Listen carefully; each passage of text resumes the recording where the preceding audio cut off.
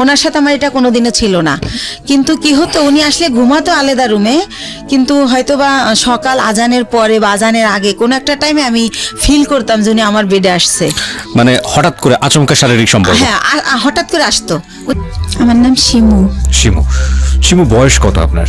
আমার বয়স 35। 35 বছর বয়স। আপনি আমার এই অনুষ্ঠান অনেক দিন যাবৎ শুনছেন, প্রায় 5-6 বছর যাবৎ শুনছেন নিয়মিত। যখন একেবারে প্রথম দিকে শুনতেন তখন কি ভাবতেন যে এই অনুষ্ঠানে একদিন আপনি অতিথি হবেন? না, এটা ভাবতাম না, শুনতে ভালো লাগতো তাই শুনতাম। রাইট। এবং মজার কিছু ঘটনা আছে ওনার অনুষ্ঠান শোনার, যেটা আমি অনুষ্ঠানটা শুরুর আগে ওনার কাছ থেকে শুনছিলাম। যাই হোক, সেটা আমি আপনাদের সঙ্গে শেয়ার না করে ওনাকে বরং ফ্লোর দিতে চাই। আমি আপনাকে বলবো যে একেবারে আরামসে গল্প করবেন আপনি, একেবারে নিজের বাড়িতে যেভাবে মানুষ গল্প করে, নিজের জীবনের ঘটনাগুলো বলে, দিল খুলে মন খুলে কথাগুলো বলবেন, ঠিক আছে? জি, শুরু করুন আপনি, ছোটবেলা থেকে যেখান থেকে মনে পড়ে। আমার ফ্যামিলিতে হচ্ছে আমরা 4 ভাই 4 বোন। আমার আব্বু হচ্ছে বিজনেস করতো। জন্ম জেলা কোথায় আপনার? আমার জন্ম জেলা পিরোজপুর জেলা, মঠবাড়িয়া থানা। আচ্ছা আচ্ছা, ওকে। বাবা বিজনেস করতো ছোটবেলাতে, দেখেছেন আপনি? ও ভাই বোন আপনারা? আমরা 8 ভাই বোন। আপনার পজিশন? আমার বড় হচ্ছে 2 ভাই 1 বোন। বড় 2 ভাই 1 বোন, আপনি 4 নাম্বার? জি, আমি 4 নাম্বার। আচ্ছা, বলেন। তো ছোটবেলা যেটা দেখতাম যে আব্বু বিজনেসের কারণে খুব একটা বাড়িতে থাকতো না, দেশের বাইরে বাইরে, মানে বাংলাদেশের মধ্যেই জেলায় জেলায় বলতে গেলে, বিশেষ করে একটুখানি ওনার বিজনেসটা বলি। ওই যে কাঠের বিজনেস ছিল, বড় বড় গাছ কেটে মানুষ দিয়ে কাটে আর কি, ওইগুলা টলার ভরে 4-5টা টলার 300 মণি 400 মণি ওটা ঢাকায় নিয়ে আসা হতো। আচ্ছা, ঢাকায় এসে কাঠপট্টিতে ওটা দিত। আবার যাওয়ার সময় দেখা যেত মুন্সিগঞ্জ থেকে মিষ্টি কুমড়ার সময় মিষ্টি কুমড়া, গোল আলুর সময় গোল আলু, এগুলো আবার নিয়ে যেত আমাদের এলাকায় মঠবাড়িয়াতে। এইটাই ওনার বিজনেস ছিল। তো খুব বেশি বাবাকে কাছে পেতাম না, তো যতটুকু পেতাম বাবা খুব ভালোবাসতো আমাকে। কিন্তু আমি জানি না কেন আমার মাঝে মাঝে মনে হতো যে আমি মনে হয় আমার আম্মুর মেয়ে না। আমার আম্মু আমি স্কুলে যাই সেটা চাইতো না। আমি সকালবেলা মাদ্রাসায় যেতাম পড়তে, আমার খুব ভালো লাগতো। আমার আম্মু সেটাও পছন্দ করতো না। কিন্তু আমার বড় যে ভাই বোন ছিল তারা ঠিকই স্কুলে যেত, পড়াশোনা করতো, তাদের জন্য বাসায় টিচার রেখে দেওয়া হতো। কিন্তু আমার বেলা সেটা হতো না। তো তারপরে আমি কিছু অফ করিনি, আমি সে মাদ্রাসায় যেতাম, আরবি পড়তাম, নামাজ পড়তাম। আমি 7 বছর বয়সের কথা বলতেছি, তখনই আমি নামাজ পড়ি। তারপরে পড়াশোনা করি। আমাদের বাড়িটা একটু বলি, আমার বাড়িটাকে সবাই বলে বড় বাড়ি, মানে খুব বংশীয় একটা পরিবার আমাদের। আমার এক দাদা ছিলেন কারিয়ানা পাস, সেজন্য সবাই বলতো কারি সাহেব ওনাকে, উনি চাচাতো দাদা। আর সে কারণেই আমাদের বাড়িতে একটা মসজিদ আছে। এই যে চ্যানেল আইতে রোজার সময় যে মসজিদের কারুকার্য দেখায়, সেখানে আমাদের মসজিদটা সারা বাংলাদেশের মধ্যে নাকি বিশ্বের মধ্যে, আমার এটা মনে নেই, পেপার আসছিল 10 নম্বর স্থান। এটা কি আপনাদের পারিবারিক মসজিদ? পারিবারিক মসজিদ, ছোট্ট একটা মসজিদ, বাট তার কারুকার্য আনকমন, অনেক আগের। সে কারণে এটা এভাবে হাইলাইট দেখানো হয়েছে। জি, তারপরে প্রাইমারি স্কুল আমাদের বাড়ির উপরেই। তো ওই স্কুলে আবার টিচার আমার ফুফুরাই, এরকম গভর্নমেন্ট স্কুল এটা। তো স্কুলে দেখা যেত আমি খুবই একটু মানে ছেলেদের মতো আমার চলাফেরাটা ছিল। যেমন অনেক টিফিনের সময় সবাই খাবার খেত, আমি কোন গাছে আমলকি হয়েছে, কোন গাছে এটা সেটা ফল পেরে আনতাম। তো এই জন্য স্যারদের খুব বকাও খাইতাম সবসময়। তো যাই হোক, এভাবে কাটে। তো ওই যে বললাম বাবাকে খুব কম পাই। তো একটা কথা মনে পড়ে বাবার, যে সে যখন যাইতো বাড়িতে ঢাকার থেকে, তো ওই কাপড়ের খুঁতি বলতো তখন, টাকা নেওয়ার জন্য আর কি, ওইটা ভরে টাকা নিয়ে যেত। আচ্ছা। তো এই টাকা আমাদের খাটের উপর ঢালতো, সবাই মিলে গুছাইতো আর কি, সাইজ করতো যে এটা এত নোট, এগুলো দেখতাম। তখন মনে হতো যে আমরা তো অনেক বড় লোক, আমার বাবার এত টাকা, কত টাকা হবে এটা তো বুঝতাম না, ছোট মানুষ আমি। আচ্ছা। তো এরকম। আর আমার বাবা বংশের বড় ছেলে, সেই সুবাদে তারে সবাই বড় মিয়া বলে ডাকে। আচ্ছা। তো সেই সুবাদে আমরাও খুবই সম্মান পাই, বাইরে বের হলে সবাই খুব স্নেহ করে যে বড় মেয়ের মেয়েটা। তো এরকম। তো এর মধ্যে মধ্যে আমি যখন ক্লাস 5-এ, তখন আমার বড়াপুর বিয়ে হয়ে যায়।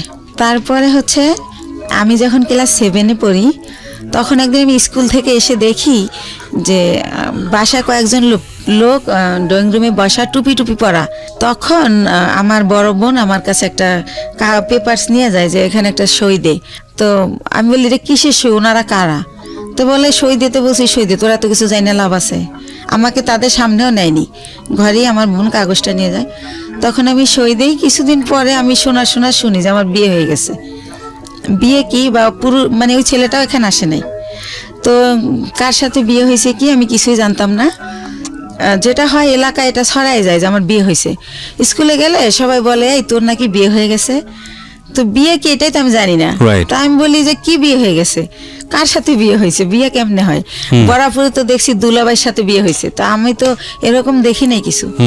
তো এভাবে বলি। তো একটা সময় আমি আমার আম্মুকে অনেক একটু রাগ করেই বলি যে আমার নাকি বিয়ে দিয়ে দিছো, সবাই বলে, এখন আমি আর স্কুলে যেতে পারি না, আমার লজ্জা করে, জিজ্ঞেস করে তোর জামাই কেমন এই সেই। তো আম্মু বলে যে এত কথার দরকার নেই, বিয়ে হয়েছে কিনা সময় হলে বুঝাই বলবো। তখন আপনি কোন ক্লাসে পড়েন? ক্লাস 7 এ। ক্লাস 7 এ পড়েন। আচ্ছা, ছোটবেলা। তো এটা আপনাকে কিছুই বলা হয়নি, শুধু বলছে সিগনেচার করো? এরকম কিছুই হয় না, শুধু সিগনেচার। ধর্মীয় বিধান মতে এটা বিয়ে না। মানে আপনারা যদি বিয়েটাকে যদি আপনারা ধর্মীয় বিধানের জায়গা থেকে বলেন, আমাদের ধর্ম অনুসারে এটা বিয়ে হয়নি। এটা আমি ক্ষুদ্র জ্ঞানে বলছি, কিন্তু এটার মধ্যে যদি কোনো সীমাবদ্ধতা থাকে সেটার জন্য আমি ক্ষমা চেয়ে নিচ্ছি। বিশেষ করে এটার ব্যাপারে ভালো বলতে পারবেন যারা ইসলামী স্কলার তারা। আর রিলিজিয়নের জায়গার বাইরে এসে যদি আমরা লিগ্যাল জায়গা থেকে বলি তাহলে এটা একটা মারাত্মক রকমের অন্যায়, এবং লিগ্যাল জায়গা থেকে তো এটা বিয়ে হওয়ার প্রশ্নই ওঠে না। তো সেই জায়গাটা থেকে মেয়েটা যদি ক্লেইম করে যে আমার সাথে এরকম আচরণ করা হয়েছে, তাহলে পরিবারের প্রত্যেকটা সদস্য ফেঁসে যাবেন, আইনগতভাবে ফেঁসে যাবেন। এবং এই কথাগুলো আমি এই কারণেই বলছি যে বাংলাদেশের এখনো এই ধরনের ঘটনা ঘটে।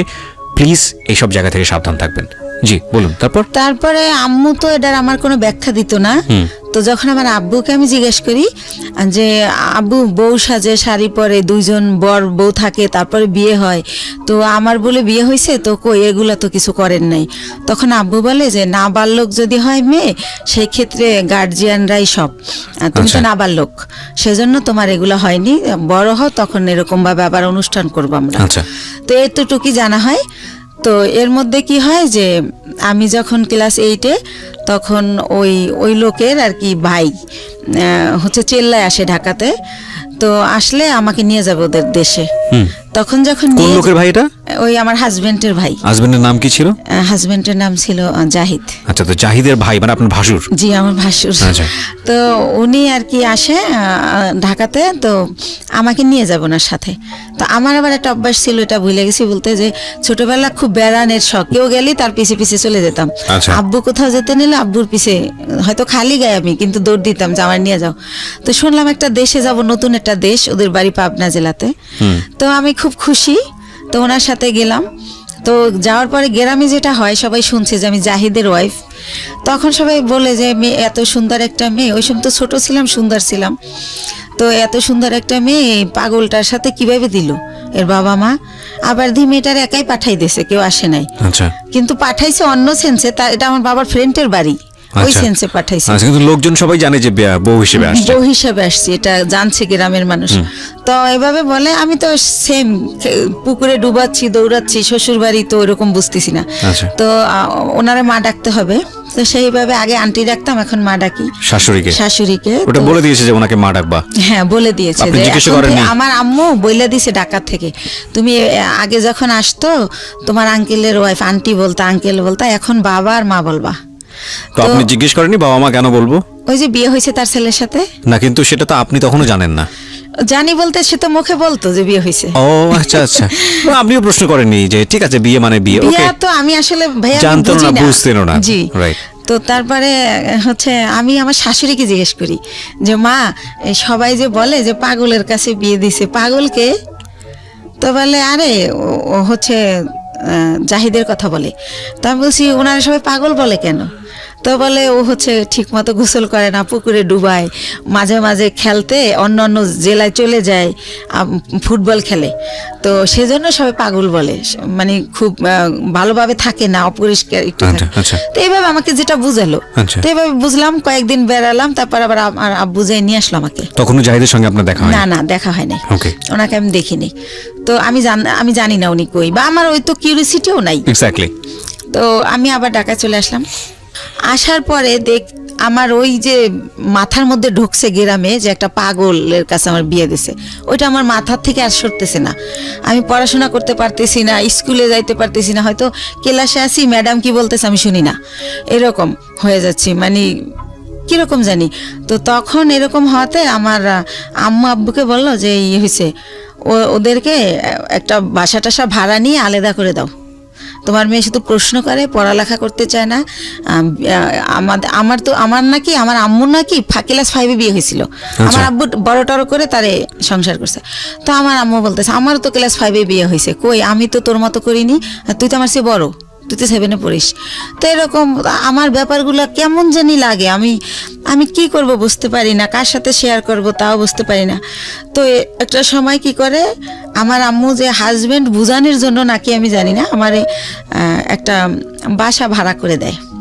আমি ক্লাস 8-এ বাসা ভাড়া করে ফার্নিচার দিয়ে ওনার সাথে আমারে দেয়, উনি আনে। এই প্রথম ওনাকে আমি দেখি, একটা অনুষ্ঠানও করে ঘরোয়াভাবে নিজেদের আত্মীয় স্বজনের করে, ওই বাসাটা আমারে দেয়। মৌলবি পড়ে যে মৌলবি এনে যে কবুল বলতে হয় সেটা করিয়েছে আপনাকে? না। Very interesting. ওকে। তো তারপরে যেটা হলো, ওই দিন যেদিন অনুষ্ঠান করলো সেদিনও মিলাদের মতো করে করলো, হুজুর টুজুর ছিল ওনারা। তো যাই হোক, আর উনি পাগলটা ছিল কি পরে যেটা জানি গল্পে চলে আসবে, উনি সবসময় এরকম না, 24 আওয়ার্স এরকম তা না। তো উনি সকালে, আমি তো আম্মু বলছে সকালে রান্না করতে, তো রান্না করতে পারি না, তাও ডাল চাল মিলে একটু খিচুড়ির মতো করলাম। তো উনি খেয়ে অফিসে চলে গেল ওই গার্মেন্টসে। তারপরে এভাবেই করে, সে বাসায় আসে, খাওয়া দাওয়া করে, আমার সাথে তেমন কোনো কথা বলে না। এরকম পরের রাতে আবার দেখলাম কি, আমার একটা ছবির অ্যালবাম ছিল ফ্রেন্ডদের সাথে, কাজিনদের সাথে, ওইটা উনি টেনে টেনে ছেড়ে, তো ওই কাগজ ছেড়লে একটা আওয়াজ হয়, তো আমি ঘুমাই পড়ি কিন্তু ওই আওয়াজে জেগে যাই। তখন আমি বলি যে আপনি এগুলো ছেড়েন কেন, কি হয়েছে আপনার? এটা বলতেই সে আমাকে একটা চর মারে যে তুমি ছেলেদের সাথে ছবি তুলছো কেন, ছেলে মানে আমার কাজিনরা। আচ্ছা আচ্ছা। তখন আমি বলি তো কি হয়েছে, ও তো আমার খালাতো ভাই, আর আমরা তো একই বয়সের, একসাথে পড়াশোনা করছি, আমাদের বাসা থেকে পড়াশোনা করছে, তাই আপনি এমন করেন কেন, আপনি কি পাগল? আমি রাগ করে বলে ফেলি। তখন আমি ঠিক করি যে এর সাথে তো থাকা যাবে না, এভাবে কিভাবে থাকবো। তো ওই দিন রাত এভাবে কাটে, আমি সকালবেলা বাড়ি চলে যাই, গিয়ে আমার আম্মুকে বলি, বললে আমার আম্মু বলে তুমি বেশি চালাক, তোমাকে কে দেছে এই বুদ্ধি, কিসের পাগল, পাগল হলেও চাকরি করে কেমনে? হ্যাঁ, তো আমার সাথে সেই টর্চার শুরু হয়ে যায়, এরকম করে, কি করব। তো আমি বলি যাই হোক আমি আর ওই বাড়িতে যাবো না, তো এভাবে থাকি। তারপরে আমি ঠিক করি যে আমার কিছু একটা করতে হবে, আমি এই বাসায় থাকবো না, ওই বাসায় থাকবো না। তো আমাদের একটা পারিবারিক ডক্টর থাকে, পিজির অধ্যাপক, উনি ওনার একটা ক্লিনিক দেয় মিরপুরে। তো আমি ওনার সাথে একদিন দেখা করে বলি, আঙ্কেল আপনার এখানে আমার একটা কাজ দিবেন? তো বলে কি কাজ করবো তুমি, ছোট মানুষ? তো আমি বলি ওই যে প্রেশার মাপে কত কিছু করে, ইঞ্জেকশন দেয়, ওইটা আমার শিখাবেন, আমি ওগুলো পারবো। তো আমি এইতে তো অনেকটা তো আর ছোটো না। তো স্যার বলে, ওই আঙ্কেল বলে ঠিক আছে, এখানে চাকরি করলে আমাকে স্যার বলতে হবে, স্যার বলতে পারবো? হাসে আর বলে। আমি বলছি হ্যাঁ পারবো। তো ওইখানে কিছুদিন আমি শেখার পর আমি ওগুলো শিখে যাই, শেখার পরে আমার কিছু স্যালারি দেওয়া হয়, আর বেশি হচ্ছে আমার ভালো লাগে যে আমি ওইখানে টাইমটা পাস করতে পারি। আচ্ছা। তো এইভাবে চিন্তা এটা কি আপনি নিজের বাড়ি থেকে করছেন? হ্যাঁ, শ্বশুর বাড়িতে যাচ্ছেন না? থেকে না, ওই বাসায় আর আমি যাই না। তো বাবার বাড়ি থেকেই করছি, বাবার বাড়ির কাছেই, যেহেতু সেকেন্ড কলোনি থেকে মাজার খুব দূরে না। তো এভাবে করি। তো আমার বাবা জানতে চায় কেন করি, আমি বলি যে ডাক্তারি পোশাক, নার্সের পোশাক আমার ভালো লাগে, তো তাই করি, আমার খুব ভালো লাগতেছে। তো পড়াশোনার কি হবে? আমি না পড়াশোনা চলবে, সমস্যা নেই। তো এভাবে যাইতে থাকে। তো ওই লোকটা একেবারে অসুস্থ হয়ে পড়ে একটা সময়, মানে জাহিদ। আচ্ছা, আপনার হাজবেন্ড? হ্যাঁ, অসুস্থ হয়ে পড়লে ওনাকে অনেক জায়গায় ডাক্তার দেখানোর পর লাস্টে ওই ক্লিনিকেই ভর্তি করে। আঙ্কেলের ভর্তি করলে জিজ্ঞাসা করে আঙ্কেল যেটা কে, তখন বলে যে আমার হাজবেন্ড, মানে যার অধীনে আপনি চাকরি করছেন? জি জি। ওকে। তো আঙ্কেলের ক্লিনিক, আঙ্কেল ওটার মালিক আর কি। তো বলে যে ওর হাজবেন্ড। তো আঙ্কেল অবাক হয়ে যায় যে ওর আবার বিয়ে হলো কবে, আমি জানলাম না, আর এতটুকু মেয়ে বিয়ে দিয়ে দিয়েছেন, কি করছেন, এই সেই আম্মুকে অনেক প্রশ্ন করে। তো তারপরে বলতেছে উনি আবার আমার চেয়ে তো অনেক সিনিয়র, 12-14 বছরের বড়, জাহিদ। জি। তো এই জায়গাটায় হচ্ছে আঙ্কেল আমার বাবা মাকে অনেক রাগই করে, যেহেতু পারিবারিক ডক্টর, সেভাবে একটা তাদের ভালো রিলেশন। তখন আমাকে সেই বলে যে তুমি হচ্ছে পরীক্ষা দিবা, স্কুল করতে হবে না, তুমি কাজ শেখো, তোমার ভবিষ্যৎ তুমি করো, এর কন্ডিশন ভালো না, কোন সময় কি হয়ে যায় বলা যায় না, স্যার আমাকে বলে। আচ্ছা। তখন আমি স্যার ডাকা শুরু করি যখন আমি ওখানে জব শুরু করি। তো তারপরে যেটা হয় যে আমার আব্বু ওনাকে ভারতে নিয়ে যায় ট্রিটমেন্টের জন্য, যেহেতু আমাকে বিয়ে দিয়ে ফেলছে। আর আমাদের ফ্যামিলিতে 2 বিয়েটা অ্যালাউ করা হয় না, বা ডিভোর্স এটা অ্যালাউ করতে পারে না। ওই যে বললাম আমার দাদা কারিয়ানা পাস। জি। তো ওইখানে গেলে ওনার ধরা পড়ে যে ওনার বুকের একটা হাড় ভাঙা, ওনার এই মাথার কিছু রক, ছোট ছোট রক ড্যামেজ। তো এইভাবে অনেক কিছুই ধরা পড়ে যায় বাবার কাছে। তো বাবা আইসা যখন আমার শ্বশুরের মধ্যে মারা যায়, তো শাশুড়িকে প্রশ্ন করে যে আপনার ছেলে এত দিক দিয়ে ড্যামেজ, তারপর আমার মেয়েটাকে কেন নিলেন? আমার এত সুন্দর মেয়েটা হরিণের মতো দৌড়াতো, সেই মেয়েটাকে এরকম করলেন, এখন কি করব আমি? আর ওখানে ডক্টর বলেই দিয়েছে যে এ সম্পূর্ণ সুস্থ হবে না, কিছুদিন ভালো থাকবে, আবার এটা হবেই, এটা সম্পূর্ণ সুস্থ হওয়ার মতো না। আচ্ছা। তো এভাবে নিয়ে আসে। তো এগুলো যখন আম্মুকে আমার আব্বু বলে চাকরি নেই, তো ইতিমধ্যে আমি ক্লাস 9-এ উঠি। তো আমি চাকরি নেই কোয়ালিটি হিসাবে। তো আল্লাহ রহমতে আমার হয়তো আউট নলেজ একটু ভালো। আমি অনেক 3 মাসের মধ্যে আমি যখন ঢুকি আমার 8,000 টাকা স্যালারি ধরে। 3 মাস পরে আমার স্যালারি 15,000 হয়ে যায়। আমার একটা লাইনের দায়িত্ব দিয়ে দেয়, লাইন শিপ বলে ওটাকে। তো এভাবে ও জব করে, আমিও জব করতে থাকি। তো ভালো এরকম। তো ওই ওইখানে আবার 3 বাইরের গার্মেন্টস। তো 3 ছাড়ই হচ্ছে আমারে এত ভালো জানে যে এক স্যার যখন আসবে না, অন্য স্যার কি করে আমি জানি বলি, এভাবে আমাকে করে আর কি, যে তুমি আমাদেরকে বলবা। তো এভাবে স্যাররা আমার এক্সট্রা কিছু টাকা দেয়, এমনিতে আমি চাই না দেয়। আর আমি খুব কর্মঠ, খুব মন দিয়ে কাজ করি, এটা তাদের চোখে পড়ে। বা ডে বাই ডে আমি এত ইমপ্রুভ করি যে যারা 3 বছর চাকরি করে এত উন্নতি করে নাই। তো এভাবে স্যাররা খুবই ভালোবাসে আমাকে। তো এর মধ্যেই হচ্ছে আমার বেতন মোটামুটি 20,000-এর উপরে হয়ে যায়, এই এক্সট্রা টাকা নিয়ে, ওভার টাইম নিয়ে। এর মধ্যে ওই লোকটা আবার অসুস্থ হয়ে যায়, এমন অসুস্থ যে একদম হলুদ হয়ে যায়, একদম খারাপ অবস্থা হয়ে যায়। তো তখন আমার বাড়িতে নিয়ে যায় ওই মিরপুরে, নিয়ে আমার মা বোনেরা লতা পাতা জন্ডিস হিসাবে রস করে খাওয়ানো, ডাক্তার দেখানো, এগুলো করতে থাকে। এর মধ্যে ওই লোকের 3 মাস পর্যন্ত আমার কারণে মালিকে বেতন দেয় এমনি। আচ্ছা। যেহেতু আমারে ভালো জানে তারা মেয়ের মতো, সে কারণে বেতন দেয়। ওই লোককে মানে আপনার হাজবেন্ডকে? আমার হাজবেন্ড একই গার্মেন্টসে কাজ করতো? জি, একই গার্মেন্টসে কাজ করি। ওকে। এই যে আরো কিছু ওনার কিছু সিমটম ছিল। রাতের বেলা হঠাৎ করে মানে আমি ঘুমের মধ্যে দেখতাম কি সে মানে ভৌতিকভাবে আমার দিকে তাকায় আছে। ঘুমের থেকে উঠে মানে ওনার দাঁতগুলো খুব বড় বড় ছিল, আর ওনার হচ্ছে উনি অনেক চেকন ছিল, অনেক লম্বা ছিল। তো উনি যখন খালি গায়ে এরকম করতো মনে হতো ভূত। তো আমি খুব ভয় পেতাম। তো ভয় পেলে কি হবে, আমি আবার ছোটবেলা থেকে তো কোরআন পড়তাম, নামাজ পড়তাম। তো ওইভাবে আবার দোয়া টোয়া পরে আবার ঘুমাই যেতাম। যেহেতু আমার অফিসটা ছিল সকাল 8টা থেকে রাতের 10টা পর্যন্ত, তো অনেক হার্ডওয়ার্ক করা হতো, রাতে খুব ক্লান্ত থাকতাম। তো আমি আর কেউ বলা বন্ধ করে দিলাম, কারণ ফার্স্ট দিকে যখন এর কথা বলতাম কেউই তো অ্যালাউ করতেছে না, আমাকে কেউ বুঝতেই আসে না। তো যাই হোক, এভাবে হয় আমার হচ্ছে।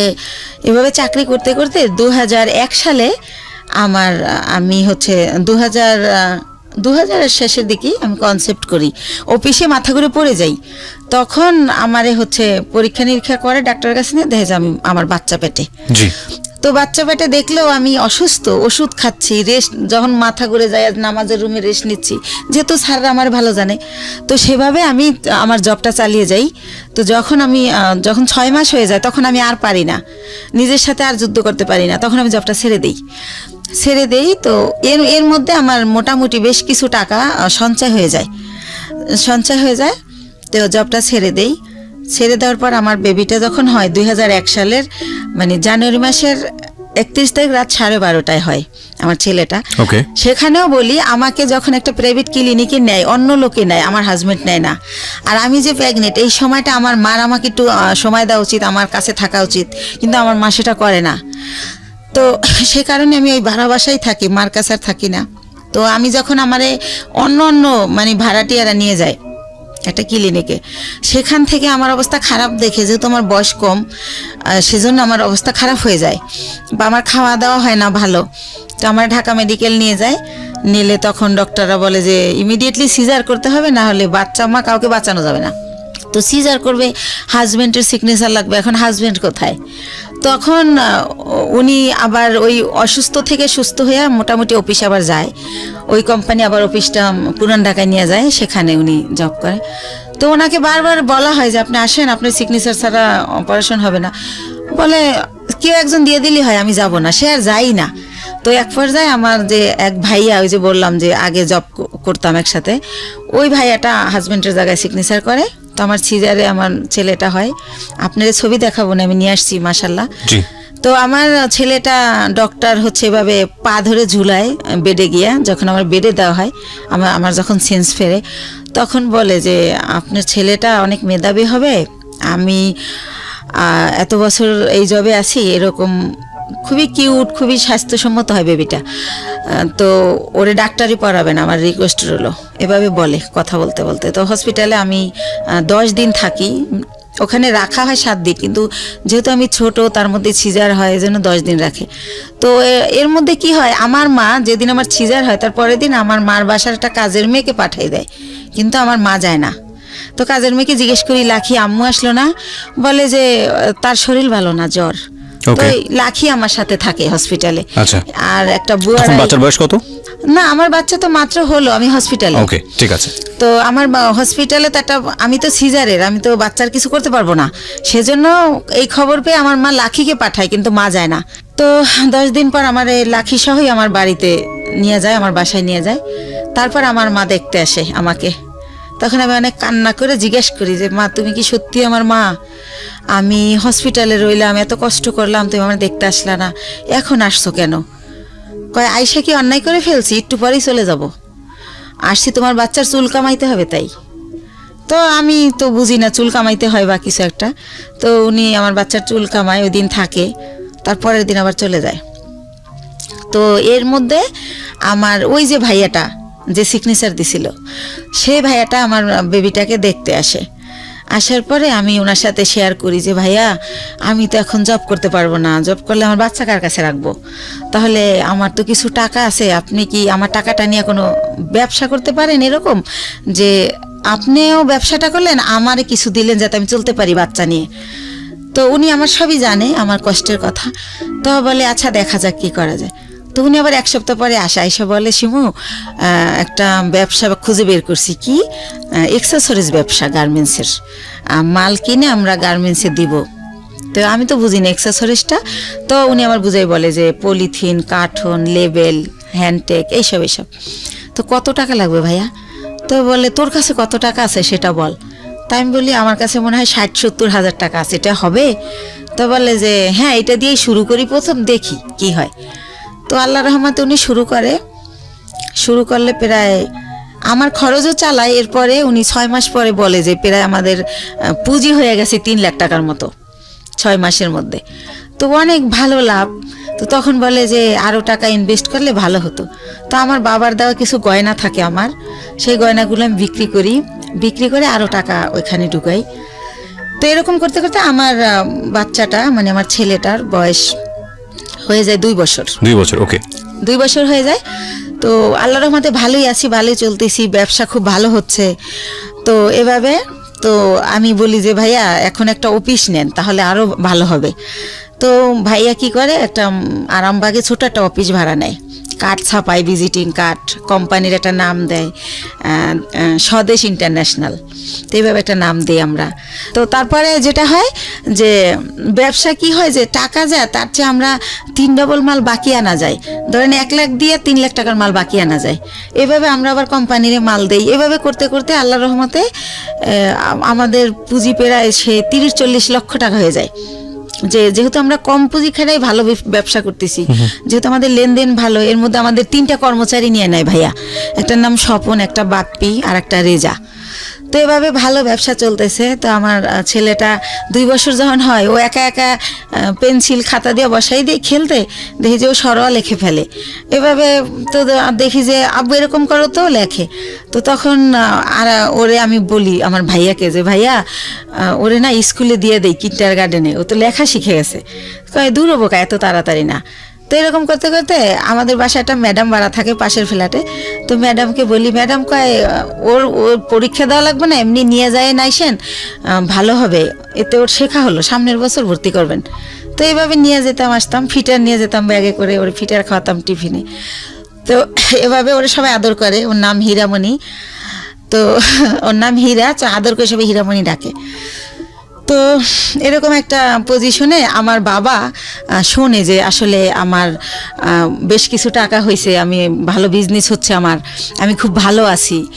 তো আমার বাবা আমাকে বলে কি যে ওই যে কারি দাদু, সেই দাদু মারা গেছে, দাদুর ছেলেরা সব আমেরিকায় সেটেল, তো তাদের কিছু জমি বিক্রি করে চলে যাবে, একেবারেই কম দামে দিয়ে দিবে যদি নিজেরা নেয় যারা বেলাডের। তো আমার বাবা আমাকে বলে যে হচ্ছে এরকম জমি বিক্রি করবে, তো তুমি কি কিনবা? তো আমি ভাইয়ের সাথে আলাপ করি, তো ভাই বলে যে জমি তো আর কিনলে ফালানো যায় না, কিনতে পারিস যেহেতু কম দাম। তো মাত্র 1 বিঘা জমি মাত্র 45,000 টাকা দাম। তো ওই 45,000 টাকা দিয়ে আমার বাবাকে আমি দেই, আমার বাবা জমিটা আমার নামে কিনে, আমি যাইও না দেখিও না, ওই আমাদের পিরিজপুরে আর কি মঠবাড়িয়াতে। তো এইভাবে আমার জমিটা হয়। তো এরকম এর মাঝে মাঝে ওই যে লোক, এর আর একটা কথা ভুলে গেছি, এরপরে কি হয়, আমার বেবিটার যখন বয়স 1 বছর, তখন সবাই বলে যে একটা বেবি হয়েছে, এখন ভালো হয়ে যাবে। তো উনি মাঝে মাঝে নাই হয়ে যায়, আবার চলে আসে, এভাবে আপ অ্যান্ড ডাউন চলতে থাকে। তো অনেকে বলে যে বিজনেসে ঢুকাইতে, তো আমি দেই না, কারণ তো ওনার তো ব্রেন ঠিক নাই, তো সেজন্য দেই না, যে না উনি মাঝে মাঝে জব করে, আবার চলে যায়, আবার আসে। তো উনি কি করে, ঈদ যেমন প্রথম ঈদ আমার বেবি হওয়ার পরে, তো ঈদের দিন উনি হচ্ছে চাঁদ রাতের দিন, ওনার এক ভাগ্নে আমার এখানে জব করে, যেটার নাম বললাম রেজা, আর একটা থাকে ভাগ্নে আনোয়ার। তো চাঁদ রাতের দিন ওরা বাসায় আসছে, তো রাত অনেক হয়েছে, আমি বলি এই তো আনোয়ারে জিজ্ঞেস করি তোমার মামা বাসায় আসবে না? বলে না। আমি বলছি কেন, কোথায় গেছে? কয় ওনার এক ফ্রেন্ড আসছিল কুমিল্লা থেকে, সম্ভবত উনি কুমিল্লা চলে গেছে। তো এর আগেও একবার ফার্স্ট ঈদে এরকম করে, উনি চাঁদ রাতের দিন নাই হয়ে গেছে, তো উনি আবার কোরবানির আগে ব্যাক করে। এতদিন উনি কই ছিল জিজ্ঞেস করলে অ্যান্সার করে না।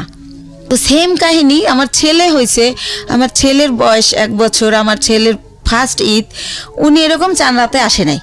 তো আমি বললাম যে আগে আসে নাই, সেটা একটা ব্যাপার ছিল, এখন তো একটা ছেলে আছে, তা উনি গেল কোথায়? তো এভাবে জানতে জানতে জানি যে উনি কুমিল্লা চলে গেছে। কিন্তু ওনার একটা ব্যাপার ছিল যে উনি কোথায় যেত এটা বলে যেত না কখনো, ওনার মনে হয়েছে উনি চলে গেছে, আবার কেন জানি মনে হয়তো উনি ব্যাক করতো, উনি এই টাইপের ছিল। তো এভাবে কিন্তু আমার বাবা ওই সম্পত্তিতে আমার নামের জায়গায় স্বামীর নাম ইউজ করতে হয়, কাগজের তো একটা আছে, ফর্মালিটি আছে সেই ক্ষেত্রে। তো এভাবে করতে করতে 2007 সাল খুবই ভালো চলতেছি। 2007 সাল হয়ে গেল, আমাদের বিজনেস আরও অনেক বড় হলো, সরকারিভাবে এলসি করা হলো। তো এভাবে করতেছি, এর মধ্যে হচ্ছে ওই যে ভাইয়া যে প্রধান ছিল বিজনেসের সব কিছু দেখাশোনা করতো, ওনার নাম হচ্ছে দুলাল, ওনার বাড়ি উজিরপুর থানায়, সানুহার গ্রাম। তো ওনারে আমি আমার আপন ভাই, ব্লাডের চেয়েও বেশি, মানে ওনারে আমি অনেক রেসপেক্ট করতাম। উনি বাসায় আসলে আমার মনে হতো আমার ফ্লোরটা বইতে কাঁপে, কারণ মাথায় কাপড় না থাকলে বলতো মাথায় কাপড় নাই কেন, একটু হেসে কথা বললে, একটু জোরে হাসলে বলতো মেয়ে মানুষ এত জোরে হাসে কেন, বা এসে জিজ্ঞেস করতো 5 ওয়াক্ত নামাজ পড়ছিলি তো। খুব শাসন করতো, ইসলামিক মাইন্ডেড ছিল, চারিত্রিক বৈশিষ্ট্য খুব ভালো ছিল। তো ওনারে অনেক রেসপেক্ট করতাম। তো উনি ছিল আমার সব কিছু। কোথায় কি আমি তো আর অত বুঝি না, মেয়ে মানুষ, বিজনেসটা উনি করতো, কিন্তু টাকা পয়সা যখন শর্ট পড়তো আমি ফ্রেন্ড সার্কেল থেকে দাঁড় করতাম, এরকম করে দিতাম, আবার ব্যাংক লোন করতাম, এরকম ভাবে চলতো, কখনো গহনা বিক্রি করতাম, এরকম চলতো। তো ভালোই। এর মধ্যে হচ্ছে 2007-এর দিকে উনি ফেরত আসলো ইভেন্ট, তখন আমি ওনাকে কোনোভাবেই রাখবো না। তো আমার বাবা মা সবাই বললো যে হচ্ছে শেষবারের মতো দেখো, এরপরে যদি চলে যায় তাহলে আর আমরাই ওনাকে কোনোভাবে আর অ্যালাউ করবো না। তো সেবার উনি 3 মাস ছিল। আচ্ছা, 3 মাস কোথায় যেত আপনি জানতেন না? না, একদমই জানতেন না। ওনার বাবা মাও জানতো না, উনি যখন বিয়ের আগে ভাবে নাই হইতো, আচ্ছা, জানতো না উনি কোথায় যায়।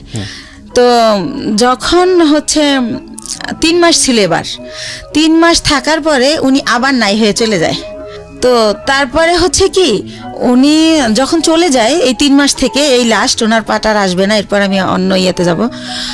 তো তো উনি যখন চলে যায় তখন আমার আবার বেবি পেটে চলে আসে, সেকেন্ড বেবি। কিন্তু একটা কথা ভাইয়া বলে রাখি, মানে হাজবেন্ড ওয়াইফ এক জায়গায় যাওয়া, হাজবেন্ড ওয়াইফ কথা বলা, একসাথে খাওয়া, ওনার সাথে আমার এটা কোনোদিনও ছিল না।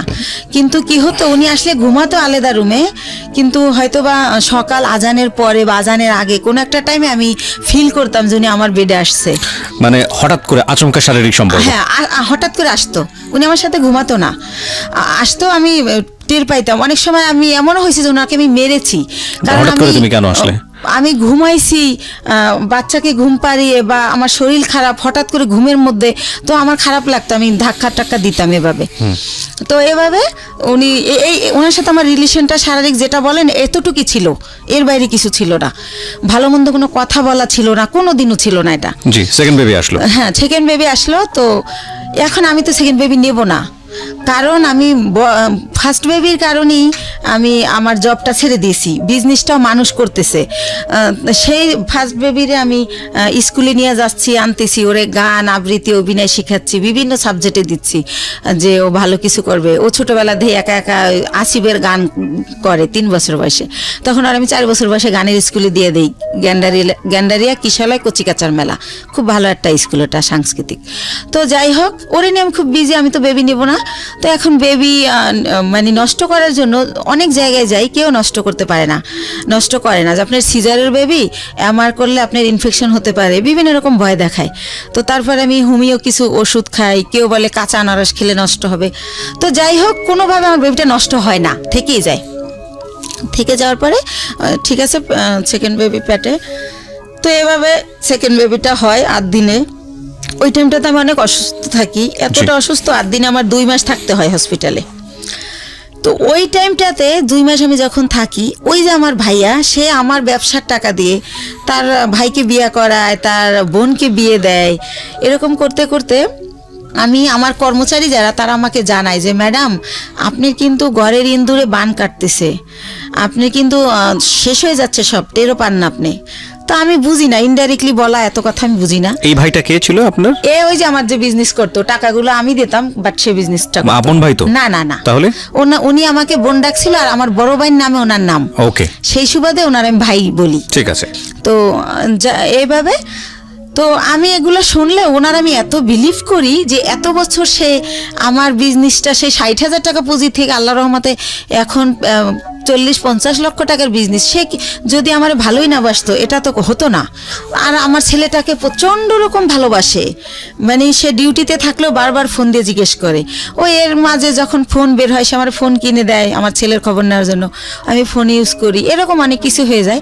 তো যাই হোক, একটা সময় কি হয় যে 2011 সালের দিকে সে আমার শুধু বলতে থাকে আমার বিজনেসে লস, সিগনেট তোমার টাকা মেরে দিছে, অমুক জায়গায় এত লাখ টাকা, অমুক জায়গায় 7 লাখ 3 লাখ, এগুলো বলে। আমি যে ফ্ল্যাট ভাড়া দিব, সে আমার ভাড়াও ঠিক মতো দিতে পারতেছে না। তারপর আমার যত টাকা থাকে ওটা দিয়ে উনি ফ্ল্যাট কিনে ফেলার কারণে আমার ব্যবসার পুঁজি শেষ হয়ে যায়, কিন্তু উনি আমার সেটা বলে না।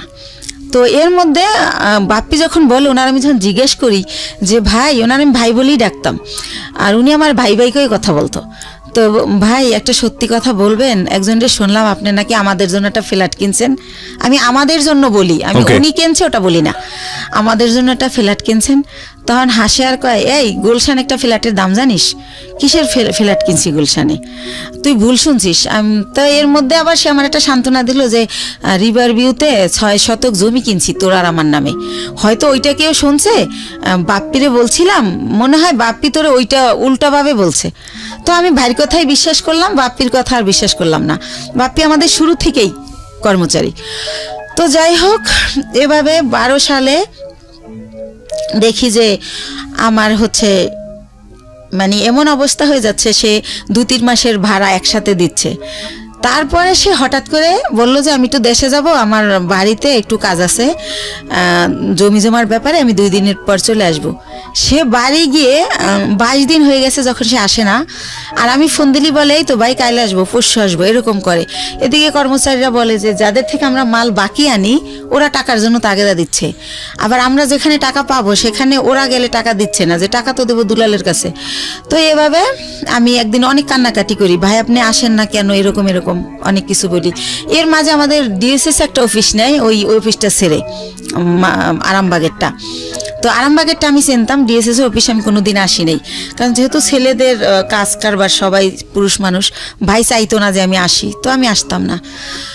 তো আমি অনেক কান্নাকাটি করি যে ভাই আমার কি সব কিছু শেষ হয়ে গেল, আমার স্বামী দিয়ে আমি সুখ পাইলাম না, আমি চিন্তা করছিলাম আমার ছেলেটাকে আমি মানুষ করব, আপনি তো সবই জানেন আমার জীবনের, এখন আপনি কোথায় গিয়ে লুকাই রয়েছেন, আমার কি হবে এখন, আমি কোথায় যে দাঁড়াবো। জি। তো এভাবে অনেক কান্নাকাটি করার পরে বলে কি যে আচ্ছা ঠিক আছে আমি 2 দিন পর আসতেছি। এরকম করতে করতে সে 1 মাস থাকে। 1 মাস থাকার পর আমি জানতে পারি যে সে বিয়ে করছে দেশে, সেজন্য সে আসে না। তো সে 1 মাস পরে সে বউ নিয়ে এসে ওই গুলশান ফ্ল্যাট কমপ্লিট হয় নাই দেখে সে লেট করতেছিল বাড়িতে। তো যখন সে নিউজ পায় যে ফ্ল্যাট কমপ্লিট, তখন সে আগে বউ নিয়ে ওই ফ্ল্যাটে ওঠে, কিন্তু টাকা কিন্তু তার একটা পয়সাও ছিল না, টোটাল টাকাই কিন্তু আমার ছিল। জি। সে ওঠার পরে আমি ওইটাও বাপ্পির কাছে জানি। তা আমি যখন জিজ্ঞেস করি ভাই আপনি কোথায় উঠছেন, সে আইসা বলে যে আমি তো এরকম আমারে বলে যে আমি তো বিয়ে করছি, বউ নিয়ে কি তোর বাসায় উঠবো না চম্পার বাসায় উঠবো, তার বোনের নাম বলে। এই চম্পাকেও সে বিয়ে দেয় আমার অর্থ দিয়েই, এটা আমি পারমিশনই দিছিলাম, কিন্তু সে যত টাকা খরচ করছে অত টাকা খরচ করতে আমি বলছিলাম না। তো যাই হোক, আমি বলি যে না আমাদের বাসা আপনার বোন নিয়ে উঠবেন কেন, এটা কেমন দেখা যাবে, আপনি চম্পার বাসায় ওঠেন, কারণ তার প্রতি তো এর মধ্যে আমি বিরক্তি, সে আমার সাথে যা করতেছে ঠিক করতেছে না। তো পরে আমি জানতে পারি যে সে আসলে নিজের ফ্ল্যাটে ওঠে। তো ওঠার পরে আমি তখন তারে বলতে থাকি যে ভাই আমি আপনি যে 1 মাস ছিলেন না, আমি অনেক টাকা লোন করছি, এটা দিতে হবে, আপনি আমার তাড়াতাড়ি টাকা দেন। আমি টাকার জন্য তার খালি প্রেশার ক্রিয়েট করতে থাকি যে আমার কত টাকা আছে, আমার হিসাবটা দেন। তো আরেকটা কথা বলে রাখি, সে আমার একটাবার বলে কি ডিএসএস অফিস নেওয়ার আগে যে 20 লক্ষ টাকা না দেখাইলে গভর্নমেন্ট আমাদের এলসি করতে দিবে না। তো সেই ক্ষেত্রে আমাদের তো এখন 20 লক্ষ টাকা নাই ব্যাংকে, মনে হয় 10 লাখ টাকার মতো আছে। তো ব্যাংকে এসিয়াতে চম্পার একটা অ্যাকাউন্ট আছে, ওর 10 লাখ টাকা আছে, তো আমাদের টাকাটা ওর অ্যাকাউন্টে ওরে দিয়ে জমা দেওয়াই, তাহলে 20 লাখ টাকা দেখাইলে আমাদের এলসি দেবে, তাহলে আমাদের ব্যবসাটা অনেক বড় হবে, আমাদের খুব রিসেন্টলি তোদের আমি ঢাকায় ফ্ল্যাট কিনে দেবো, এইভাবে বলে। তো বলার পরে আমি আমার নামে থাকে ওই যে 10 লাখ টাকা থাকে ওটা আমার নামে থাকে, তো ওইটা আমি উঠাই দিলে ওইটা উনি চম্পার অ্যাকাউন্টে দেয়, উনিও হয়তো শুনবে এটা। তো দেওয়ার পরে দেখেন আমার টাকাটা চম্পার হয়ে গেল। তো সেভাবে এক এক করে আমার সব কিছু এরা দখল করে নিছে। তো এর মধ্যে আমার ছেলেটা তো মাশাল্লাহ বড় হয়। তো এর আগে আরেকটা কথা ফেলাই যায়, 2009 সালে আমার ছেলে একটা মুক্তিযুদ্ধের গানের উপর নাচ করে বৈশাখী টিভিতে, ওইটা দেখার পরে ওরে অনেক চ্যানেল থেকে ডাকে। তো তারপরে আমি ওরা অনেক কিছুতে ভর্তি করি। তারপরে হচ্ছে ও 2009-এর শেষের দিকে বাংলাদেশ টেলিভিশনে একের পর এক প্রোগ্রাম করে। তো এই যে আমার টানাপোড়ের কারণে, আমি ছেলেকে নিয়ে দৌড়ানোর কারণে, আর আমার তো বিশ্বাস ছিল যে ভাই আমার সাথে বিশ্বাসঘাতকতা করবে না। তো এইভাবে আমার ছেলের এই যে গান অভিনয় করে, নাটক টাটক এটা বন্ধ করে দেই। ঠিক আছে, বড় ছেলে না দুই ছেলে? বড় ছেলেটা, ছোটটা না।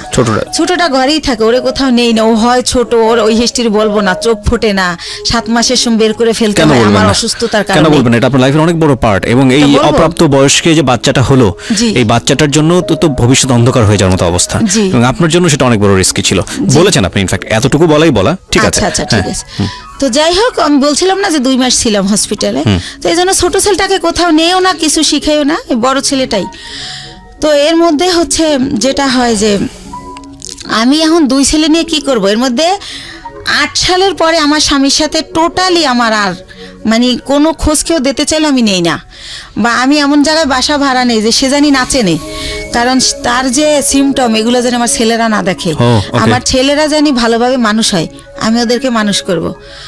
তো এইভাবে যখন আমাকে নিঃস্ব করে দেওয়া হয়, দুলাল ভাই সব কিছুই সে আমাকে দেবে বললে নিখোঁজ হয়ে যায়, কিছুই দেয় না। আপনার বিজনেস সমস্তটুকু নিয়ে সে নিখোঁজ, একদম নিখোঁজ। সবকিছু যখন নেওয়া শেষ, যতদিন বাকি ছিল ততদিন আমাকে আশা দিত যে এই তো সামনের মাসে তোরে 7 লাখ টাকা দিতেছি, এইভাবে আশা দিত, তা 3 লাখ টাকা দিতেছি। পরবর্তীতে আর আমার কিছুই দেয় না, সে নাই হয়ে যায়। তো তখন আমি মেন্টালি এতটা ডিজাস্টার্ড হয়ে যাই, আমি পাগল হয়ে যাই টোটালি। আমি রাস্তায় শুধু হাঁটি। আমি সেই গ্যান্ডারের থেকে বুদ্ধিজীবী শহীদ মিনার যে 34 মাস দুপুরবেলা রোদ্রে আকাশের দিক তাকায় কান্না করি আর আল্লাহর সাথে কথা বলি, আকাশের সাথে কথা বলি যে আল্লাহ তুমি বিচার করো, আল্লাহ আমার অপরাধটা কি, আমার বাবা মামার দিকে তাকাইলো না, আমি অনেক কষ্ট করে একটা বিজনেস করলাম, একজনের বিশ্বাস করলাম, সে এটা করলো, আমার স্বামী এটা করলো, আমার অপরাধটা কি, মানে এটা আমি কারে জিজ্ঞেস করবো পাই না, তো আমি আকাশের কাছে জিজ্ঞেস করি, আকাশের দিক তাকাই তাকাই কান্না করি আর বলি। তো এই টাইমটাতে আমি ভাইয়া 3টা মাস আমি শুধু ওর স্যালাইন খেয়ে বেঁচে থাকি, মানে যখন দেখি আমি আর পারি না তখন একটা স্যালাইন গোলাই আর খাই, আমার ব্যাগে সবসময় পানি থাকে 1/2 লিটার আর স্যালাইন থাকে 4-5টা। তো এভাবে আমি 3টা মাস আমার মনে আছে আমি ভাতের আহার গেলতে পারি না, আমার কি হলো, আমার কি হবে, আমি নিঃস্ব হয়ে গেলাম। দুলাল ভাইরে আর আমি খুঁজে পাই না কোনোভাবে, সে নাম্বার চেঞ্জ করে ফেলে। তো যাই হোক, তার বাড়ি ঠিকানা জানতাম, কিন্তু বাড়ি যাই আমি কি করব, কাকে বলবো, এটা সে তো বাড়িতে যায় নাই। তো যাই হোক, এভাবে গেল এই পাঠ। তো তখন আমার তো এই বাচ্চা দুইটাকে কিছু করে খাওয়াতে হবে ভাইয়া। তো তখন আমি চিন্তা করলাম, আমি এর আগে ওই যে বড় জমিটা যে কিনলাম তার পরপরই আবার একটা ছোট জমি কিনি, 5 কাঠার জমি, এটাও আমার এক চাচার থেকে কেনা। তো আমি চিন্তা করলাম যে এই 5 কাঠা জমি বিক্রি করে আমি কিছু একটা করি। তো তখন ওই 5 কাঠা জমি আমি বিক্রি করব, এখন আমি যাকেই ঠিক করি, যেই আমাকে জমিটা কিনবে, যে জমিটা অ্যাডভান্স করতে যায়, তাকে আমার বোন থেরেট দেয়, বড় বোন, যে ওই জমি কিনলে তোর পা ভাঙা হাতও ভেঙে ফেলবো। লাস্ট পর্যন্ত আমার সৎ কাকা কিনবে, কালকে আমাকে 1 লাখ টাকা দিবে। আজ রাত 12টার সময় আমার কাকার নামে একটা মিথ্যা মামলা দিয়ে তাকে অ্যারেস্ট করানো হয়। তো এটা কেন করানো হয় আমি কোনোভাবে জানতে পারি না। তো একজনের কাছে জিজ্ঞেস করি, আমার বাবা মার কাছে জিজ্ঞেস করলে তারাও বলে না, তারা বলে আমরা জানি না। তো তখন শুনতে পারি যে জমি আমার বোন কিনবে, বাইরে বেচতে দেবে না সেজন্য। তো তখন আমি বাধ্য হয়ে আমার মাকে বলাই যে তাহলে বরাপারে বলো আমার জমিটা কিনতে। তো এর মধ্যে আমি শর্টকাট খুলে একটুখানি বলি, আমার বড় দুলাভাই বাংলাদেশের 20 জন ধনীর একজন, উনি বিশাল বড় লোক। তারপরে আমার ইমিডিয়েট যে ছোট, সে সৌদি আরবে বিজনেস করছে 25 বছরের মতো, সে অনেক ভালো অবস্থায়। তো এরাও কিন্তু বড় লোক। তো আমার সেজো ভাইটাও মালয়েশিয়াতে ইঞ্জিনিয়ারিং পোস্টে গেছে, সেও অনেক টাকার মালিক, আল্লাহর রহমতে অনেক ভালো পজিশন তার। অথচ এই যে আমি যখন তাদেরকে জানালাম যে এরকম দুলাল আমার সব মেরে পলাই গেছে, এখন আমার মৃত্যু ছাড়া উপায় নাই, আমার ঘরে ভাত নাই, আমার ঘর ভাড়া দেওয়ার মতো টাকা নাই, মানে এগুলো যখন প্রকাশ করলাম, তারা আমাকে খুব অপমানজনক কথাবার্তা বলল সবাই, মানে কোনোভাবে কেউ 5 টাকা দিয়ে আমাকে হেল্প করলো না। তো তারপর আমি ডিসিশন নিলাম জমি বিক্রি করার। এখন আমার বোন জমি কিনবে, কিন্তু সে কিন্তু আমাকে 5,000 টাকা দিয়ে হেল্প করলো না। তো যাই হোক, আমি বাধ্য হয়ে রাজি হলাম তাকে জমিটা দেওয়ার জন্য, মাকে দিয়ে বলালাম। তারপরে আমি গ্রামে গেলাম, তারপরে সে একজনকে দিয়ে জিজ্ঞেস করাইলো আমি জমির দাম কত চাই। তা আমার মা আমার শিখিয়ে দিল, তুমি বললো যে আপা তোমার যা ইচ্ছা তাই দিও, তাহলে তুমি বেশি পাবা, দাম টাম চাইও না। তো আমার মার কথাই আমি আমার বোনকে বলি, ওই যাকে দিয়ে বলায় তাকে বলি। তো পরের দিন আমাকে রেজিস্ট্রি করতে নিয়ে যায়, আমাকে কিন্তু 1 টাকাও দেয় নাই, বা কতটুকু জমি বা কত দাম কিছুই বলে নাই। তো ম্যাজিস্ট্রেট যখন জিজ্ঞেস করে আমি বলি যে হ্যাঁ টাকা বুঝে পাইছি। তো উনি আসার পর আমাকে মাত্র 1 লক্ষ টাকা দেয়, দিয়ে বলে যে তোর জমির দাম হচ্ছে 2,35,000, তো আর 1,35,000 টাকা আমি 15 দিন পরে দেবো। তো আমি 1 লাখ টাকা নিয়ে ঢাকায় চলে আসি। কিন্তু ওই যে দুলাল আমার টাকা দেয় না, আমি বাসা ভাড়া ছিলাম, ওই বাসা ভাড়া বেজে যায়, তারপরে ঋণ করে খাই ফ্রেন্ডদের কাছ থেকে, ছেলের খরচ করি স্কুলের। তো এভাবে ওই টাকা ঋণ দিতেই চলে যায় 1 লাখ। তো তখন আমি ব্যবসা আবার কিভাবে করব? তখন আমি আবার আমার বোনকে বলতে বলতে আমার মা বলে যে তুমি বাড়িতে আসো, আবার যাই। তখন আমার বোন আবার আমাকে 1 লাখ টাকা দেয়, দিয়ে বলে যে এই 35,000 টাকা বাকি আছে, এইটা তুই চাবি না, ফোন করে কখনো বলবি না, আমার যখন হবে আমি তোরে ফোন করেই বলবো, তখন তোরে দিয়ে দেবো। আচ্ছা ঠিক আছে। তো ভাইয়া, আল্লাহ যার উপরে নারাজ হয় তার হয়তো সব দিক দিয়েই হয়। তো তখন উনি 1 লাখ টাকা দেয়, ওই টাকাটাই না আমি ইন্ডিয়ায় ব্যবসা শুরু করি। তো ব্যবসা শুরু করি ইন্ডিয়ার কসমেটিকের ব্যবসা, কয়েকজন আপার সাথে পরিচয় হয়, তাদের সাথে যাতায়াত করি, এভাবে চলতেছি। হঠাৎ করে আমার ব্যাক পেন শুরু হয়, আমি উঠতে পারি না, বসতে পারি না, খুব যন্ত্রণা। তো বাংলাদেশে যখন ডাক্তার দেখাতে পরীক্ষা নিরীক্ষার পর যেটা বলে যে আমার একটা কিডনি ড্যামেজ হয়ে গেছে। ওহো। তো একটা কিডনি ড্যামেজ কত সালের ঘটনা এটা? কত সালের ঘটনা? এটা হচ্ছে 13 সালের ঘটনা। 13 সালের ঘটনা। তো ড্যামেজ, তখন তো আপনার জাহিদের সঙ্গে যোগাযোগ সম্পূর্ণ কোথায় আছে কি করছে কিছু জানেন না? জানি না। তো তখন আমার ড্যামেজ হয়ে গেল। তো আমার আত্মীয় স্বজনকে আমি ব্যাপারটা জানাই, মানুষ দিয়ে জানাই, কিন্তু ভাইয়া কষ্টের কথা হলো আমার এক সৎ ফুফুর ক্যান্সার হয়েছিল, তাকে কেমো দেওয়ার জন্য আমার বোন প্রতি মাসে তার কেমোর খরচটা দিত। কিন্তু বাইরের মানুষের দেয়, যে ওর মেয়ে বিয়ে হয় না বিয়ে দিয়ে দেয়, যার যা লাগে দেয়, কিন্তু সে আমাকে কোনোভাবে হেল্প করলো না। হেল্প না করলে আমার যে পুঁজিটা ছিল ওইটা দিয়া আরেকটু বলি, তো বাংলাদেশে বলে ড্যামেজ হয়ে গেছে, তো আমার অনেকে বলে যে ইন্ডিয়ার ডাক্তার ভালো, ইন্ডিয়াতে দেখাও। তো ইন্ডিয়া দেবী সেটি নামের একটা হসপিটাল মুকুন্দপুরে, সেখানে আমি দেখাই ডক্টর বুজুরিয়া, উনি কিডনি বিশেষজ্ঞ ছিলেন। তো উনি পরীক্ষা নিরীক্ষার পর বলে যে আপনার কিডনি ড্যামেজ হয় না, এটা মিথ্যা রিপোর্ট, আপনার কিডনি ছোট হয়ে গেছে, একটা কিডনি একটু ছোট হয়ে গেছে, আপনি বেশ কিছুদিন অনাহারে ছিলেন, খাবার দাবার খাইতেন না, সেই জায়গার থেকে এটা হয়েছে। তো আপনি ঠিকমতো খাবেন, পানি খাবেন, আর প্রস্রাবে ধরলে লেট করবেন না, আর ওষুধ দেয় 3 মাসের। তো 3 মাস ওষুধ খাওয়ার পরে আল্লাহর রহমতে মাত্র 2টা আইটেম ওষুধ দেয়, কিন্তু আমি 3 মাস পর আল্লাহর রহমতে ভালো হয়ে যাই। তো ভালো হয়ে যাই, এরপরে চাবি না, আমি ইচ্ছা মতো দেব, অথচ আমি যখন 6 মাস পরে আমার চলতেছে না তখন চাই, তখন সে অস্বীকার করে। আর একটা কথা ভাইয়া, সে হচ্ছে বাইরে আমার এই জমিটা যারা কিনতে চাইছে তারা 5 লাখ টাকা দিতে চাইছে, 5 কাঠা 5 লাখ, কিন্তু আমার দিবে 2,35,000। তারপরও আবার এই 35,000 টাকা সে না স্বীকার জান। আমি বলি আপা তুমি তো মিথ্যা বলো না, মনে হয় ভুলে গেছো, মনে নাই, একটু মনে করে দেখো। সে আমারে অখাদ্য ভাষায় গালাগালি করে, ওই টাকাটা আর দিলই না। তো এভাবে যায়। আর একটা কথা ভাইয়া, সে তারা মনে হয় নাম কেনে শবে বরাতের পরে টেরাক বইরা গ্রামে গ্রামে কাপড় লুঙ্গি সবাইকে দেয় প্রতি বছর। তো আমি হচ্ছে 2 বছর আগে, মানে আমার ছেলে তো এবার দিল ইন্টার পরীক্ষা, তো ইন্টার যখন ও ফার্স্ট ইয়ারে ভর্তি করে মরে, তো ওই যে আমি অসুস্থ ছিলাম, আমার অনেক অভাব, তো তখন আমি ওরে বলি যে হচ্ছে আমার ছেলেরে ভর্তি করব কলেজে, ভর্তির তোরা হচ্ছে এমনি বলি ডাইরেক্ট যে তোরা তো সবাই জাকাত দেস, নাইলে তোদের জাকাতের টাকা থেকে আমার কিছু টাকা দে, আমার ছেলেটারে ভর্তি করি। তো আমার 1 ভাই আর 2 বোনরে বলি। তো তারপর তারা আমার যেটা জানায় যে হাদিসে আছে যারা ব্লাড কালেকশনের এদেরকে জাকাত দিলে জাকাত কবুল হয় না। এটা আমার জানা মতে এটা একটা ভুল ইনফরমেশন। এটা তো ভুল, জি জি, এটা আমিও জানি এটা ভুল, কিন্তু তারা এটা বলে। যাই হোক, তারপরে আমি যেমনি হোক ছেলেকে ভর্তি করি। তো এভাবে আবার ভর্তি করার পর বই কেনা হয় না দেখে ছেলে কলেজে যায় না, ছোট বোনের বাসায় একটা অনুষ্ঠানে যায়, সেখানে আমার যে ইমিডিয়েট বোনটা ও আসে। তো ওরে বলে যে তুই কলেজ যাওয়া শুরু করছিস? কয় না আম্মু তো এখন আমার বই কিনে দেয় না, এই জন্য যাই না, যাবো কয়েকদিন পরে। আম্মুর তো অনেক সমস্যা, কি যে করব, মনে হয় কি পড়াশোনার দরকার নেই, একটা জব নিয়ে নিই। তো আমি তো ছোট মানুষ, আমার জব দিব কে? আমার বোন উঠে বলে কি যে তোর মার এত সম্পদ আছে, তোদের কিসের অভাব, সম্পদ বেচা তোর পড়ালেখা কর, তুই বড় হলে চাকরি করবি।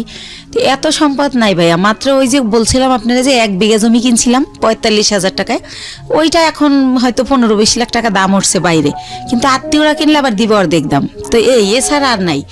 তো এটা বলে আমার ছেলে খুবই কষ্ট পায়। তারপর আমার বাসায় এসে বলে যে আমরা যদি না খাই মারাও যাই, বা তুমি যদি বিনা চিকিৎসায় মারা যাও, রাস্তায় আমি ভিক্ষা করব, কিন্তু তোমার পরিবারের কাছে আর কিছু বইল না। তোমার বোন আমাকে এই কথা বলছে। আমার ছেলে অনেক কষ্ট পাইয়া বলে। তখন আমি বলি থাক, এগুলো মনে থাকবে, তুমি যদি কখনো বড় হও মনে রাখবা যে কে কি করছিল। তো এভাবে গেল। তো আমার হচ্ছে এই হচ্ছে আমার বোনদের অবস্থা। ইভেন্ট তারা কোরবানি দেয়, আমার বড় বোন, এটা সবার জানা উচিত যে আসলে এরকম হয় না কি বোন বা ভাই বা পরিবার। আমার বড় বোন যেহেতু আমার বাবার দেশে অনেক জমি তার কেনা, সে কারণে সে কিছুদিন থাকে বরিশাল, কিছুদিন থাকে ঢাকায়ও তার বাড়ি। তো সে ঢাকায় একটা গরু কোরবানি দেয়, একটা দেয় হচ্ছে আমার বাবার বাড়িতে, একটা দেয় আমার গ্রামের এক কিনারে হচ্ছে একটা হাই স্কুলে বিলিয়ে দেয়। অথচ আমি আপন বোন, আমারই কিন্তু 2 কেজি গোশ দেয় না যে আমার বাচ্চারা কি খাবে। বা এই যে গ্রামে বইরা টেরাক বইরা কাপড় দেয়, কোনো সময় বলে না 2,000 টাকা দিলাম তোর 2 ছেলেরে 2টা শার্ট কিনে দিস, কখন এটা তারা করে না, এই হেল্পটু তারা করে না। আমার অনেক কষ্ট। তো এই জন্য তাদের কাছ থেকে আমি একেবারেই দূরে আছি। কথাবার্তা বলি না। আর একটা কথা বলি, 3 বছর আগে একবার ঈদে দেশে গেছি, তো লঞ্চ স্টিমারে আমরা আসি, তো ঈদের সময় খুব ভিড় থাকে, আর ওই সময় কেবিনে অনেক বেশি ভাড়া নেয়, তো একটু কমলে ভিড় আসবো। তা আমি শুনি আমার মা কাজের মেয়েকে বলে, আমার বাড়িতে সবাই কাজের মেয়েরা কাজ করে, আমার মা বোঝে নাই যে আমি পিছনে, কাজের মেয়েকে বলে একটু কষ্ট করে কর, কি করবি। আমি ভাবছি আসছে 2 দিনের জন্য, 15 দিন হয়ে গেছে এখনো যায় না, আল্লাহই জানে কবে যাবে। মানে আপনার মা এটা বলছে? আমার মা বলে আমি 2 ছেলেকে নিয়ে বেড়াতে গেছি সেজন্য, তো আমি যে ভিড়ের জন্য ছেলেকে নিয়ে রিক্স যদি লঞ্চ ডুবে যায় সেজন্য আসতেছি না, কিন্তু আমার মা কাজের মেয়েকে এই কথা বলে, আমি নিজের কানে শুনি। তো এইটা শোনার পরেই আমি বলি যে রওনা করি, যে আমি বাবা চলো আমরা এখন চলে যাব। তো আমার আব্বু বলে যে এখন তো লঞ্চের টাইমও না, স্টিমার টাইম নেই, কিসে যাবা? তো আমি বলি আমি বাসে যাবো। কয় বাসের টিকিট আগে কাটতে হয়। আমি কই হাইটা যাবো ঢাকা। তো যাই হোক আমার আব্বা আটকায় যে কাল সকালে যাও। তো পরের দিন আর কি ঢাকা চলে আসি। তো যাই হোক এইভাবে গেল। এখন যেটায় আসি সেটা হচ্ছে আমি তো তারপরে কি করব, আমার ওইভাবে আমি কিছু এনজিও থেকে ওই যে লোন দেয় আর কি, ওই এনজিও থেকে আশা বেরাক, ওইখান থেকে এর মধ্যে আপনার হাজবেন্ডের সাথে কোনো যোগাযোগ না নাই? না একদম না, পুরো কোনো যোগাযোগ নেই। ওকে। বা সে যে তার যে বাচ্চা আছে তার খবরও সে নেয় না, কোনোভাবেই না। তো আমি লোন তুলে তো ব্যবসা শুরু করি, কসমেটিক্সের ব্যবসা ইন্ডিয়া থেকে আইনা দোকানে দোকানে দেই, কিছু লাভ থাকে, ভালোই থাকে, চলতে পারি বাচ্চাদের নিয়ে। তো এভাবে এই ব্যবসা করতে থাকি। তো একা একা মাসে একবার ছেলেকে নিয়ে যাই, একবার আমি একা যাই, যেহেতু ছেলে পড়াশোনা করে, ছেলের তো সবসময় নেওয়া যায় না। তো এভাবে চলতেছি ভাইয়া, লোন টোন তুলে ব্যবসা করতেছি। তো এর মাঝে আবার কি হয়, আমার অনেক আগে আমার পায়ে একটা প্রবলেম হয়েছিল, কেউ একজন আমাকে মেরে এই গিটটা লড়াই দিছিল পায়ের, তো তখন ভালো হয়ে গেছিলাম। তো সেটা হচ্ছে কে একজনকে আমি নামই বলি, ওই যে আমার ভাই, যখন আমি তার একটু গালাগালি করছিলাম যে আপনি আমার টাকা দিয়ে ফ্ল্যাট কিনছেন আর আমার এখন ভিক্ষা করতে হবে, আমার কিচ্ছু নাই, আমি বাচ্চাদের নিয়ে কোথায় দাঁড়াবো। তো তখন সে আমারে খুব বাজেভাবে বকে, তখন আমিও তারে একটু রাব বিহেভ করি, তখন সে আমারে মারে, আমারে চেহার দিয়ে বাড়ি দিতে নেয়, তখন আমি পড়ে গেলে আমার পাও ধরে মোচড় দেয়, তখন আমার এই গিটটা সরে যায়। তো তখন আমি অনেক কান্না করি, আমার ছেলে খুব চিৎকার করে কান্না করে, আমার ছেলেকে আমি এত আদর করি মানে কি বলবো, আর আমার ছেলে ওরকম। তখন বলে বাবা তোমার আম্মু নাটক করতেছে, অত ব্যথা পায় নাই। তখনও বলে না মামা আমার আম্মু সত্যি ব্যথা পাইছে, ও খুব কান্না করে। তারপরে আমার সুমানা হসপিটালে নিয়ে গেলে ডক্টর জিজ্ঞেস করে এটা কিভাবে হলো, তখন আমারে মাপ চায়, দূরে থেকে হাত দিয়ে, যে বলিস না, মাপ চায়। তো তখন আমি কি বলবো, তখন আমি ব্যাপারটা না বলে তো ডক্টর বুঝবে না, তখন আমি বলি কি আমার হাজবেন্ড আমাকে এভাবে মারছে, আসলে তো হাজবেন্ড না, হাজবেন্ডের সাথে আমার যোগাযোগই নেই। তো এভাবে ওই ব্যথাটা ভাইয়া হঠাৎ করে, যেহেতু ইন্ডিয়া যাতায়াত তো জানেন অনেক ঘন্টা বাসে বসে থাকতে হয়, তো অনেক ঘন্টা বসে আবার আসতে হয়, সে কারণে কি না হঠাৎ করে আমার ওই বাম পাটা আবার প্রচণ্ড ব্যথা। তো আমার ছেলে আমাকে নিয়ে সরর দিতে গেল, ইয়াতে গেল, পঙ্গুতে গেল, তো তারা আবার রেফার করলো নিউরোলজি হসপিটালে। জি। তো নিউরোলজিতে আমাকে বললো এমআরআই করতে হবে। তো এমআরআই ওইখানে সরকারি এমআরআইতে ফি কম, কিন্তু 15 দিন পরে সিরিয়াল পরে। তো এই 15 দিন তো আমি সহ্য করতে পারবো না, আর আমি বেকার থাকলে আমার বাচ্চারা কি খাবে। তখন আমি বেসরকারি ইয়াতে পপুলারে যাই, ওই পপুলারে আমার থেকে 13,000 টাকা নেয় এই টেস্টটার জন্য। ওকে। তো এইভাবে আমি টেস্টটা করার পরে তারা বলে যে আমার ওই যে পুরানা যে মোচড় দিছিল সেইখানটার একটা আঘাত আছে রগে, ওই কারণে আমার এই প্রবলেমটা হয়। তো বইলা দেয় যে আমার হচ্ছে একেবারে 6 মাস বেড রেস্ট, সোজা হয়ে শুয়ে থাকতে হবে। আমি যদি সোজা হয়ে শুয়ে না থাকি তাহলে আমার এই রগের প্রবলেম যাবে না। তো এভাবে ইঞ্জেকশন দেয়, ওষুধ দেয়, কমে না, বলার পর এইটা বলে। তা আমি এতদিন যদি শুয়ে থাকি আমার বাচ্চারা কি খাবে, আমি ঘর ভাড়া দেবো কি দিয়া। তো তখন আমার বাচ্চা সবাই কাছে এটা বলে যে আমার মার এই অবস্থা, খুবই কান্নাকাটি করে। তার বাবার নাম্বার জানি কার কাছ থেকে সংগ্রহ করে তারেও ফোন করে যে আম্মু এরকম হসপিটালে ভর্তি। তো কোনো জায়গা থেকে কেউই আসে না, আল্লাহর রহমতে কেউই হেল্প করে না। তো আমার পরিচিত যারা আর কি, যাদের সাথে একসাথে বিজনেস করতে যাই, ইন্ডিয়া যাই আসি, অনেকগুলো মহিলা, আমরা সবারই যার যার সংসারের প্রবলেম, তারা এটা করে থাকে।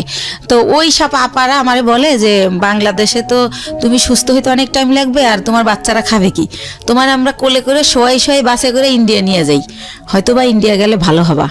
তো একটু তো আমার চলার ক্ষমতা নাহলে আমি ইন্ডিয়া কিভাবে যাব। তার মধ্যে একটা কথা বলি ভাইয়া, আমারে যখন ওই পপুলারে ওই একটা মেশিন মানে টলিতে শোয়াই দেয়, তো 2জন নার্স কেউ আমাকে হেল্প করলো না। আমার ছেলেকে বলে কি উঠাই দাও তোমার মাকে। তো আমার ছেলে তো আর অত বড় না, সে আমারে তাও কিভাবে জানে আল্লাহ জানে, ও আমারে কোলে করে শোয়াই দেয়। তো ওইভাবে আমার এমআরআই যখন শেষ আমি বের হই, তখনও কোনো একটা নার্স আমাকে ধরে না, বলে এই তোমার আম্মুকে নামাও। তো আমার ছেলে আমাকে জায়গায় নামাইতে গিয়ে ছেড়ে দেয়, মানে আমার ভার বহন করতে পারে না। তখন ভাইয়া ব্যথার মধ্যে আরও ব্যথা পাই। তো এত চিৎকার করতে থাকি, তখন ছেলে নিজের অপরাধী ভাবে যে আম্মু আমি তো আর ব্যথা দিলাম। তো নরে ঠান্ডা করার জন্য আমি বলি না কিছু হয় নাই, এমনি তো আমার ব্যথা তো এমনিই করে, তোমার জন্য না। তো ও আবার আমার সরার দিতে নিয়ে যায়। নিয়ে গেলে কি হয়, ওখানে ইমার্জেন্সিতে একটা সাথে সাথে হাড়ের মধ্যে ইঞ্জেকশন দেয়। ওই ইঞ্জেকশনটা দিলে ব্যথাটা একটু কমে, ওইটা ও জানে, কয়েকবার নেছে। তো ও আমার আর ওই ইয়ে থেকে পপুলার থেকে বাসায় না নিয়ে যায় সরার দিতে। ওকে। তো ওই দিন ওইভাবে যাওয়ার সময় যাই, যে সিএনজিটা দিয়ে নিয়ে যায়। তো ওই সিএনজি ড্রাইভারকে আমার ছেলে বলে, যেহেতু আমার ছেলে ছোট মানুষ, আমার বাসা থাকে তখন লেক সিটি হাউজিংয়ে, এবলক রোড নাম্বার 1, ওই বাড়িতে থাকি। তো বলে কি যে আঙ্কেল আপনার গাড়ি কোন দিকের? তো বলে এই যে মোহাম্মদপুর 3 রাস্তার। তো বলে কি যে আম্মুরে তো প্রতিদিন সন্ধ্যায় ইঞ্জেকশন দিতে নিয়ে যেতে হয়, নিউরোলজিতে অথবা সরার দিতে। প্রতিদিনই মানে কয় ঘন্টা পরে জানি আমার ব্যথাটা বেড়ে যায়, আমার এটা মনে নেই। তখন বলে যে আপনি যদি নাম্বার দিয়ে যেতেন, ফোন দিলে আপনি এসে একটু নিয়ে যেতেন আমাদের, নাহলে আমি আম্মুরে রাইখা গাড়ি আনতে যাই, ড্রাইভাররা ভিতরে আসতে চায় না। তো এইভাবে ওই আমার ছেলেই নাম্বারটা নেয় ওই ড্রাইভারের। তো তারপরে পরের দিন হচ্ছে আমার নিউরোলজিতে ওই যে রিপোর্ট নিয়ে যেতে হবে এমআরআই, যে আমার কি পজিশন দেখাইতে। তো উনি ফোন করে, আমার ছেলে আসে। তো যাই, তো গেলে কি হয়েছে, সরকারি তো সিরিয়াল থাকবেই। তো আমার ছেলে বলে আঙ্কেল আপনি কি একটু ওয়েট করে আমাদের নিয়ে যাবেন আবার বাসায়? ঠিক আছে বাবা নিয়ে যাব। তো উনি বসে, তো দেখি আধা ঘন্টা, তারপর আমার সামনে আরো 5 জন। তো আমি ফোন দিয়ে বলি যে ভাইয়া আপনি চলে যান, আমার অনেক লেট হবে। তো উনি বলে যে না আমি বসি, আপনি আবার পরে সিএনজি কোথায় পাবেন, তাছাড়া তো আমি আপনার সবসময় নেই। উনি ইচ্ছা করেই থাকে। তারপরে হচ্ছে এই লোকটা কি করে যে বসে থাকে। তো আমার যখন সব কাজ শেষ আমি আসি, তো আমি তো হুইল চেয়ারে থাকি, তখন আমি পায়ে হাঁটতে পারি না ভাইয়া, হুইল চেয়ারে আসি ওই গাড়ি পর্যন্ত। এখন ওই গাড়ি পর্যন্ত হুইল চেয়ার নামানো যাবে না, সিঁড়ি। তো সেজন্য আমার ছেলে তো আমার কোলে করেও নিতে পারতেছে না। তো আমার ছেলে বললো আঙ্কেল আপনি একটু আমার আম্মুর এক সাইড দিয়ে হাত ধরেন, আমি এক সাইড দিয়ে ধরি। তো এইভাবে আমার নিল। তা আমার বাসায় যখন নামাই দিল, আমি চিন্তা করলাম লোকটা প্রায় 1-1.5 ঘন্টা বসে আছিল। তো উনি তো এতক্ষণে অনেক টাকা মারতে পারতো। এমনি আমার যাতায়াত ভাড়া হয় 400 টাকা নিউরোলজি থেকে আমার বাসা যেহেতু মোহাম্মদপুরে। তো আমি ওনার একটা 1000 টাকার নোট দেই। তখন উনি বলে আপা আমার কাছে ভাঙতি নেই, আমি প্রথম আপনাকে নিছি। তো আমি বলি ভাইয়া ভাঙতি লাগবে না, পুরাটাই আপনাকে দিছি, আপনি তো অনেকক্ষণ বসেছিলেন। তো তারপরে যেহেতু আমার ডাক্তার বলে যে যতদিন অসহ্য ব্যথা না কমে প্রতিদিন সন্ধ্যায় ইঞ্জেকশন দিতে হবে, তো সে কারণে প্রতিদিন সন্ধ্যায় উনি এসে আমার নিয়ে যায়, এই সিএনজিওয়ালা। এর মধ্যে ভাইয়া বলে রাখি আমার ছেলের হচ্ছে ইন্টারের টেস্ট পরীক্ষা। তো সে কারণে কি হয়, ছেলে যে টাইমে আমার ইঞ্জেকশন দিতে যাও ওই টাইমে ছেলের স্যার আসে। তো ছেলে উঠাই দেয় যে আঙ্কেল তো দিয়েই যাবে, যেহেতু আঙ্কেল বাসা চেনে। তো এইভাবে উনি আমার নিয়ে যায় বিনামূল্যে ভাড়া দেই। তো এইভাবে হয়। তো যখন একটু আমি মোটামুটি দাঁড়াতে পারি, তখন ওই যে আপারা যাগোর সাথে ইন্ডিয়া যাই, তাদের সাথে আমি ইন্ডিয়া চলে যাই ওখানে আবার ডাক্তার দেখাই, অর্থোপেডিক। ওনারা আমার কিছু দেয়, ওইখানে থেরাপি দেয়, তারপরে মেডিসিন দেয়। তো মোটামুটি আল্লাহর রহমতে আমি যাই, কিন্তু হুইল চেয়ারে বলতে গেলে আসার সময় আমি হাইটে আসতে পারি। এভাবে আমি ভালোভাবে বাসায় আসি। তো উনি এখন তার আমি ইঞ্জেকশন দিতে যাই না, কিন্তু উনি এমনি ফোন দেয়, আপা কেমন আছেন, কই কি করেন, এরকম ফোন টোন দিতে থাকে। তো আমার যেহেতু অনেক ওইখান থেকে আমার মাল নিয়ে আসতে হয়, সেই মালগুলো আমার ভাইয়া মার্কেটে পৌঁছাতে হয়। পলোয়ালে আপনার খদ্দর বাজার, এনএসকো টাওয়ার, শ্যাম্পু, সেন্ট, সোনো, এগুলো দিয়ে আপনার সংসার চলতো, মানে এই বিজনেস করি? জি এইটা দিয়েই আমি চলি। তারপরে ভাইয়া ওই মালগুলো তো আবার পৌঁছাতে হয়। তো ওনারই আমি ফোন দেই ইন্ডিয়া থেকে এসে ওই মাল দেওয়ার জন্য। তো তারপরে এইভাবে ওনার গাড়িতেই এই মার্কেটেটা দেই, উনি ওয়েট করে, আবার ওই মার্কেটে যাই, উনি ওয়েট করে। তো এইভাবে পরবর্তীতে যখন আবার আমি ইন্ডিয়া যাই, তো যেহেতু ওখানে যাওয়ার পর ওই যে পায়েরটা যে আগের বার দেখাই আসলাম, তো ডক্টর বলে যে হচ্ছে কি ওই ওখানকার ডক্টরদের ব্যবহার এত সুন্দর। তো আমার এই মা করে কথা বলে যে মা আপনার কি এখন কি অবস্থা কি জানতে চাই বলি। তারপর বলে মা আপনি 3টা দিন এবার এখানে থাকেন, 3 দিন যদি আপনার থেরাপিটা দেওয়া হয় এখানে তাহলে আপনি 100% সুস্থ হয়ে যাবেন। আর যেহেতু আমি বলছি যে আমি এই কাজ করে খাই, তো যেহেতু আপনি একটা কাজ করে খান তাহলে আপনি লেন্থি নেওয়ার দরকার নেই। তো সে কারণে আমি ওই থেরাপির জন্য 3 দিন যে থাকবো সেই 3 দিন আবার আজকাল পরশু এরকম না ভাইয়া, গ্যাপ দিয়ে। তো এভাবে আমার প্রায় 10-11 দিন ভারতে থাকতে হয়। আচ্ছা, তো 10-11 দিন পরে যখন আমি বাংলাদেশে আসি, বাংলাদেশে ঢোকার সাথে সাথে ওনার খালি ওই মিস কল অ্যালার্টে ওনার নাম্বার, মানে যে ওনার নাম হাসান। আচ্ছা আচ্ছা, সিএনজিওয়ালা ভদ্রলোকের নাম হচ্ছে হাসান। হাসান, হ্যাঁ। তো উনি হচ্ছে এত আসতেছে ওনার মেসেজ। তো আমি আবার ভাইয়া বাসে উঠলে মাথা ঘোরে একটু, সেজন্য ফোনও ইউজ করি না, খুব জরুরি ছাড়া হ্যালো বলি না, ফোন থুয়ে দেবে আগে। তো এত SMS, তারপর আমি একটু ব্যাক করলাম যে ভাইয়া এতবার ট্রাই করছেন কেন? তো বললো আপনি কোথায় ছিলেন, মানে সে বলতে স্যার চিৎকার করে কাঁদতেছে, 11 দিন হয়ে গেছে আপনার কোনো খোঁজ নাই, আপনি কি মানুষ, আপনি এরকম পারলেন কি করে? এই সেই উনি ওনার মতো বলেই যাচ্ছে নন স্টপ। তো আমি বলি যে ভাইয়া আমি তো ভাবছিলাম 2 দিন পর আসবো, কিন্তু আমার অসুস্থতার কারণে আমার 11 দিন লাগছে। তো হ্যাঁ, উনি বলতে স্যার কাঁদতেছে, ওনার নাকি অনেক কষ্ট হচ্ছিল, উনি খুব মিস করছিল, উনি আমার বাসার সামনে যে ঘুরে আসতো, এভাবে বলতেছে। আমি অবাক হলাম যে ওনার সাথে তো আমার ওরকম কিছু না, জাস্ট কয়েকদিন ওনার গাড়িতে চড়ছি, এই তো। তো উনি এরকম কেন করলো বুঝলাম না। আমি নিজে নিজে গাড়িতে বসে এটা ইয়ে করতেছি। তারপর ওই আপাদের আমার পাশে সাজেদ আপা বসা, ওনারে শেয়ার করলাম যে আপা এরকম। তা আপা বললো ওই লোকটা তোমারে ভালোবাসে। তাই আমি বলি কি যে আমার যে 2 ছেলে, আমার যত ভালোবাসা তো ছেলেদের, আর আমি ছেলে ছাড়া জীবনে কিছু ভাবি না। দেখেন আজকে 8 বছর ওর বাবার সাথে আমার কোনো যোগাযোগ নাই, তারপরেও কিন্তু আমি এই ছেলেদের নিয়ে আসি। আর এখন তো ধরতে গেলে বুড়োই হয়ে গেছি, এখন আর ভালোবাসা টাসার কোনো দাম নাই। এরকম মনে হয় এমনি বলে বা কিছু একটা। আপার সাথে এইভাবেই কথা হলো। তারপরে পরের দিন অ্যাজ ইউজুয়াল ওই যে আমার তো মাল দিতে যেতে হবে, আমি যেদিন আসি তার পরের দিনই মাল না দিলে তো আমার টাকা দিবে না। তো উনি তো জানি যে পরের দিন আসতে হবে, উনি সকালে গাড়ি নিয়ে আসে। তো আমি বলি ভাইয়া আমার খুবই টায়ার্ড লাগতেছে, আপনি আমার দোকানগুলো তো চেনেন, স্লিপগুলো আমি দিয়ে দেই, আপনি মালগুলো দিয়ে আসেন, আপনার যা ভাড়া হয় আমি দিয়ে দেবো।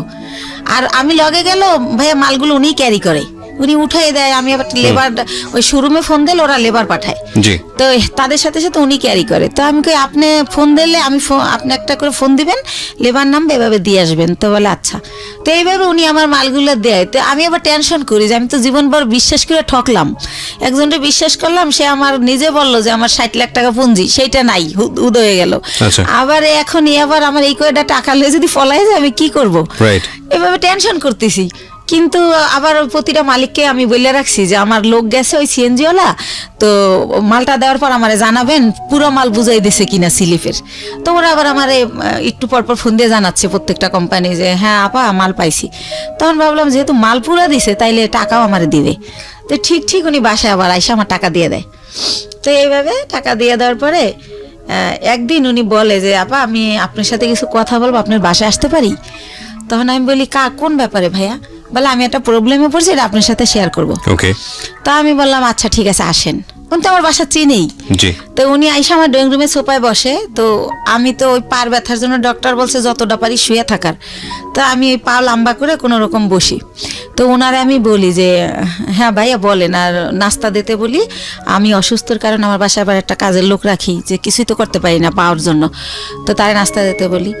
তখন সে বলে যে ওরে যেতে বলেন, ওর সামনে বলা যাবে না। তো তখন আমি ভাবলাম ওরে যেতে বলবো, তো কাজ করে তারপরে যাবে। তখন আমি বললাম ঠিক আছে তাহলে আপনি আমার বেডরুমে আসেন। তো উনি আমার রুমেই যায়। তারপরে বলে যে আপা এরকম ও আবার থাকতো আর বোনের বাসায় মোহাম্মদপুরে। আর বলে রাখি ওর বোন জামাই হচ্ছে একটা গভর্নমেন্ট জব করতো সমাজ কল্যাণ অধিদপ্তরে, ঘুষ নিছে, সে কারণে ওনার জবটা চলে যায়। তারপরে সে কি করে, তার কাজ হচ্ছে মানুষের জব দেবে বলে টাকা নেয় 8 লাখ 10 লাখ, যে গভর্নমেন্ট জব দেবো আমি, গভর্নমেন্টের অমুক সচিব, মিথ্যাচার করে। তো এইভাবে উনি বিভিন্ন লোকের থেকে টাকা আনে। তো এইভাবে ওই হাসান ওনাকে কয়েকজন লোকের থেকে টাকা এনে দেয়। তাই এখন উনি জবও দেয় না টাকাও দেয় না, তারা হাসানকে খুব টর্চার করে, গ্যাঞ্জাম করে। তো এটার পরে কি করছে, হাসানের বোন আবার জব হয়েছে একটা পরিকল্পনায়, সে গেছে খুলনাতে। তো বোনের বাসা খালি, এ শুনে ও আবার ওই খালি বাসে আসে, আইসা থাইকে সিএনজি চালায়। এটা আমি আগেই জানতাম, আমার কথায় কথায় বলছিল। তো ওই দিন যেটা নতুন বলে সেটা হচ্ছে যে ওরে নাকি ওর দুইটা ফ্রেন্ড নিচে আইসা ফোন দেয় যে তোর বাসা তো খালি, তোর বাসায় কি একটু আসা যাবে? তো উনি আমার যেটা বলছে, তা ওনারা বলে যে হ্যাঁ, ও বলে যে হ্যাঁ আয়, সমস্যা নেই। তো উনি যখন গেট খোলে, ওনারা থাকে 4 তলায়, তখন দেখে 3টা ছেলে সাথে একটা মেয়ে। তখন বলে মেয়েটাকে, কয় আমাদের ফ্রেন্ড। কয় তুই তোরা মেয়ে নিয়ে আসছিস কেন? তোরাতে কেউ দেখলে, দারণ টারণ দেখলে আমার বোন জামাইকে বলে দেবে আমার অবস্থা খারাপ। তো বলে না, তোরাতে কেউ দেখবে না, আমরা আবার আধা ঘন্টা পর চলে যাব। তো তারপরে নাকি তারা ওই সময় ওই ইয়াবা নাকি বাবা কি জানি বলে, ওইটা খায়। জি, ওইটা খায় ওই যে 3টা ছেলে, আরো 4 ছেলে আর ওই মেয়ে। তো ও নাকি জীবনে এটা কোনোদিন খায় নাই। ওই দিন ফার্স্ট ওই মেয়েটা ওরে জোর করে খাওয়ায় যে আমি মেয়ে মানুষ খাই, তুমি ছেলে কেন খেতে পারবে না? তারপরে খায়, ওরেও খাওয়ায়। ওইভাবে নাকি ভিডিও করে, ছবি তোলে। ইভেন্ট ভাইয়া ও যেটা বলেছে, এটা খাওয়ার পরে নাকি ওরা ফিজিক্যালি রিলেশন করে। কে বলেছে এটা? এটা হাসান বলেছে আমাকে। ওকে। ওই মেয়েটা নাকি ওরেও বাধ্য করে। ও আবার ইসলামিক মাইন্ডের কথাবার্তা বলতো, আমিও জানি ও ইসলামিক, কিন্তু ও বলে যে ওই মেয়েটা আমাকে জোর করে এটা করে। আমি তো জীবনে এটা প্রথম খাই, আমার হুঁশ থাকে না সে কারণে। ওকে। তো তখন ওইগুলা এখন ওই মেয়েটা ছবি আর ভিডিও করে রাখছে, এখন আমাকে ব্ল্যাকমেল করে যে ওইগুলো পেপারে দিয়ে দিবে। মেয়েটা ব্ল্যাকমেল করে, এই ঘটনা এসে আপনাকে হাসান বলছে? হাসান বলতেছে। ওই মেয়েটার নাম শানু। তো এটাও বলে। তো বলার পরে এখন আমি বলি ব্ল্যাকমেল কিভাবে করে? কয় দেখেন আমি কষ্ট করে গাড়ি চালাই, সন্ধ্যার পর স্ট্যান্ডে এসে আমার টাকাগুলোও নিয়ে যায়, আর যদি না দিতে চাই তাইলেই বলে যে যদি না দাস তাহলে কিন্তু ফাঁস করে দেবো, তাহলে কিন্তু পেপারে দিয়ে দেবো। তা আমি বলি আপনি তো আমাকে দিলে আপনার কি প্রবলেম হবে সেটা বলেন। কয় প্রবলেম হবে, আমি বাবা আমার একমাত্র ছেলে, আমার বাবা মা মরেই যাবে। আমার বাবা অপারেশন হয়েছে কয়েকদিন আগে, আমার মা হাই প্রেশারের রুগী। তো আমি বলি আপনি বাবা মার সাথে শেয়ার করেন বিষয়টা যে আমি এরকম পরিস্থিতির শিকার, শেয়ার করলে তারাই আপনার ভালো বুদ্ধি দিতে পারবে আমার চেয়ে। রাইট। তারপর বলেন না এটা তো বলাই যাবে না, আমার মা শুনলে স্টক করবে সে এরকম। তা আমি বলি কি করব আমি? তো আমি ওনারে বুদ্ধি দেই যে আপনি এখন থেকে আর টাকাও দিয়েন না, আর ওইখানে যাইন না, কয়দিন গাড়িও চালাইন না, যাতে মেয়েটা আপনার খুঁজে না পায়। তো আমি কই ঠিক আছে, অনেক চিন্তা ভাবনা করে যে আপনি মেয়েটার নাম্বার দেন। তো মেয়েটার সাথে আমি অনেক কথা বলি, ভয়টায় দেখাই যে আমি হচ্ছে ইয়াতে চাকরি করি, পুলিশ ডিপার্টমেন্টে। হ্যাঁ, তুমি এটা করো, এমনি তো ইয়াবা খাও তো আইনত নিষিদ্ধ, তারপর তুমি মেয়ে মানুষ, তারপর যেহেতু তুমি খাও তাহলে তুমি এটা ব্যবসাও করো, তোমার জেল হয়ে যাবে। এটা এইসব কই ওরে ভয় দেখাই আর কি, যাতে করে ওরেও ব্ল্যাকমেল না করে ওর কারণে। তো আবার একটু পরপর ফোন দেয়, আপা শানুরে ফোন দিছিলেন, আপা কি বলছে, এরকম বলতে বলতে তো ওই রিলেটেড হইতে গিয়ে ওর সাথে আরো বেশি কথা হয়ে যায়। তো একটা সময় সে হচ্ছে বলে যে দেখেন ও যেভাবে পারে ও আমার বিয়ে করবে যে কোনো জায়গায় ধইরা, কিন্তু দেখেন এরকম একটা মেয়েকে কি বিয়ে করা যায় যাকে নিজের চোখে দেখছি যে অন্য ছেলেদের সাথে এরকম করছে, এটা তো বিয়ে করা যায় না। তা আমি যদি কারো বিয়ে করি তাহলে ও আমার ছেড়ে দেবে, জানবে আমার বউ আছে, আমাকে আর ডিস্টার্ব করবে না। তা আমি বলি তা আপনার বাবা মা এখন কোথায়? কয় ওনারা তো দেশে, কয়দিন পর ঢাকায় আসবে। আমি আসলে বলবেন জানি আপনার বিয়ে করাই দেয়। তো এইভাবে গেল। উনি কি বলছে ওনার ফ্যামিলিতে আমি জানি না। ওনার বোন আমাকে ফোন দেয়, দিয়ে পরিচয় দেয় আমি হাসানের বোন। ওনার মা আমাকে ফোন দেয়, ওনার বোন জামাই আমাকে ফোন দেয়। তো এইভাবে কথা বলে সবাই, বলতে বলতে আমাকে সবাই দেখতে চায়। তো দেখতে চাই কি উদ্দেশ্যে আমি জানি না। তার বাবা আমাকে বলে মা তোমার অনেক গল্প শুনছি, তুমি আমার ছেলেটার নতুন জীবন দিছো, এই সেই। আমার ছেলেটা বখাইট হয়ে গেছিল, নষ্ট হয়ে গেছিল, খারাপ মানুষের সাথে চলতো, নেশা করতো, এখন কিছু করে না, ভালো হয়ে গেছে শুধু তোমার জন্য। তো এরকম বলেন। আমি বলি আপনারা তো আমার আসলটা জানেন না, ও হয়তো আপনার আসলটা বলে নাই, কারণ আমার মনে হয়েছে ও হয়তো বলছে আমি আনম্যারিড মেয়ে বা এরকম কিছু, এটা আমি গেস করে এটা বলি। তারপর আমি বলি যে আমার অনেক প্রশংসা তারা করে। আমি বলি আমি দেখতে অনেক পচা, আমার প্রশংসা করেন না, আমার দেখলে আপনার ভালো লাগবে না, এখন যেমন পাগল এই দেখার রুচি থাকবে না। তো একটা সময় এত রিকোয়েস্ট করে, তখন যাই। যাওয়ার পরে দেখি যে সবার সাথে দেখা হয়, কথা হয়, তারা আমার অনেক পছন্দ করে বলে। তারপর আমি চলে আসি। আসার পরে পরের দিন ওর মা আমাকে ফোন দিয়ে বলে যে আমার ছেলে তো তোমাকে পছন্দ করে, বিয়ে করতে চায়। ওকে। এটা ওর মা যখন বলে আমি ভাইয়া একদম কি বলে গাছে থেকে পড়ি যে কি বলে এটা। তখন আমি বলি যে ওর মারে আবার আমি মাই বলি যখন ওদের বাসায় যাই, যেহেতু ও বলে পরিচয় দেশে বন্টন করে। তো বলি যে মা আপনি এটা কি বলেন, আমি হচ্ছে আমার বেবি আছে, আমি বিবাহিত। আমি ওর কিন্তু 2টা বিয়ে, এটা আমি আগে জানতাম না, এটা পরে বের হয়েছে আমার বিয়ের পরে। আর আপনার ছেলে তো আনমেরিড, আপনি একটা আনমেরিড মেয়ে বিয়ে করাবেন আমাকে কেন? তো এটা বলার পরে বলে, দেখো মা, আমার ছেলে আমাকে তোমার ব্যাপারে সবই খুইলা বলছে, কিন্তু আমার ছেলে যেহেতু সংসার করবে, ছেলে যেহেতু তোমাকে ভালোবাসে, আমাদের আপত্তি তো থাকার কথা না, আর তোমারও আপত্তি থাকার কথা না, কারণ ও তো দেখছে তোমার 2টা ছেলে আছে, ও তোমার বাসায় যাতায়াত করে, এতদিন ধরে তোমার সাথে পরিচয়, তুমিও তারে দেখছো, অসুবিধা কোথায়? তো এরকম করতে করতে আমি রাজি হই না, কিন্তু সে ওই গানই বাজায় যে আমার কাছে হাজারো বার ফোন দেয়, আমি কই কি করি, কি খাইছি, তাই ঘুমাইছি কিনা, তো নাস্তা করছি কিনা, এভাবে ফোন দিতে থাকে। তার মধ্যে আমি আবার ইন্ডিয়া চলে যাই, সে আবার ওরকম, তোমার পাশে কে বসছে, ছেলে মানুষ বসছে না মেয়ে মানুষ বসছে, এরকম মানে এভাবেই করে। তো হোটেলে বিয়েটা করলেন না করার আগে অবস্থা? বিয়ে করি নাই, তখনই এরকম এইভাবে মানে সে এত কেয়ার করে, মনে হয় যে আমি হেঁটে গেলে সে ব্যথা পায়, এরকম একটা ভাব।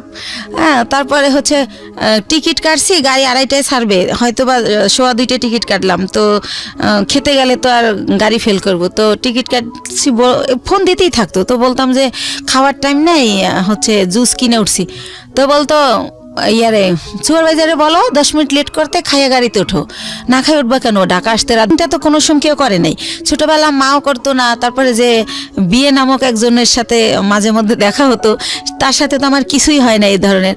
তো ওই ব্যাপারগুলো আমার খুব ভালো লাগতো, যে আল্লাহ আমি খাইলাম কিনে এটা নিয়ে টেনশন করে।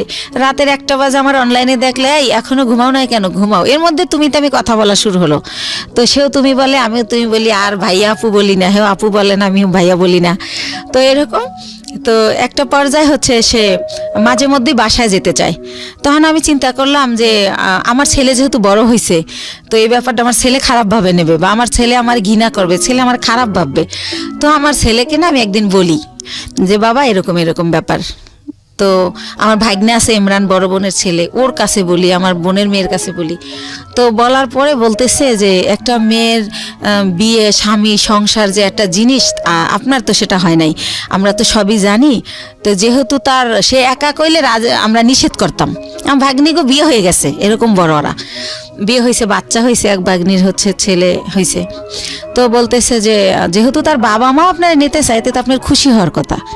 তো আমি কীভাবে খুশি হব, সে তো ড্রাইভার, আর একজন ড্রাইভার কয় টাকা আর্ন করে, সে আমারে খাবে না আমার বাচ্চা খাওয়াবে, আমার তো সে সারা জীবন এই কাজ করেই খেতে হবে, তাহলে আর বিয়ে বয়ে লাভ কি? তো একটা সময় এভাবে বলিও, নিজে ওদেরকে অ্যান্সার করি, কিন্তু আবার সে যখন কথা বলে খুব ভালো ভালো সুন্দর সুন্দর করে, তখন আবার তার জন্য আমার মায়া লাগে। তো এরকম করতে করতে একটা সময় চিন্তা করলাম যে টুকটাক করে বাসা আসে, ছেলে ব্যাপারটা খারাপভাবে নিবে। তো ছেলেরে, ভাগ্নারে দিয়ে ছেলেরে জিজ্ঞেস করাইলাম, ভাগ্না বললো যে না আমার ছেলে রাজি। আমি সরাসরি জিজ্ঞেস করলাম না, লজ্জায়। তো তারপরে আমরা বিয়ে করে ফেললাম। বিয়ে করলাম হচ্ছে ভাইয়া এই যে মার্চ মাস গেল, এর আগের মার্চের 13 তারিখে। তো বিয়ে করলাম বলতে এভাবে বিয়ে করার পরে সে আমার বাসায় থাকা শুরু করলো। আর হচ্ছে আমি বললাম যে সিএনজি আর চালাইও না, মানে একজনের ড্রাইভার আমার হাজবেন্ড একটু লাগে, কারণ এইরকম ফ্যামিলির তো মেয়ের আমি না, হয়তো আমি ভাগ্যোদশে কষ্ট করতেছি। তো পরে ওর ভিসা, পাসপোর্ট করলাম, ভিসা লাগাইলাম যে আমার সাথে সাথে ইন্ডিয়া যাবা, দুইজনে মিলে ব্যবসা করি। আরও একটা চিন্তা করলাম, ভাই এই ব্যবসায় হচ্ছে অনেক মাল তো ওয়েট হয়, একটা ছেলে আসলেই দরকার হয়। যেবার আমার ছেলে আমার সাথে যায় আমি একটু অনেক শান্তি পাই, আমার কষ্ট কম হয়। ছেলে না গেলে 4-5টা ব্যাগ আমার যদি লেবার না পাই আমার ক্যারি করতে হয়, অনেক কষ্ট হয়। তো সব কিছু মিলে টিলে ভাবলাম যে ঠিক আছে, ওর ফ্যামিলিও ছোট, 1 ভাই 1 বোন, বোনেরও বিয়ে হয়ে গেছে, বাবা মাই তো আছে, ঝামেলা নাই, করে ফেলি।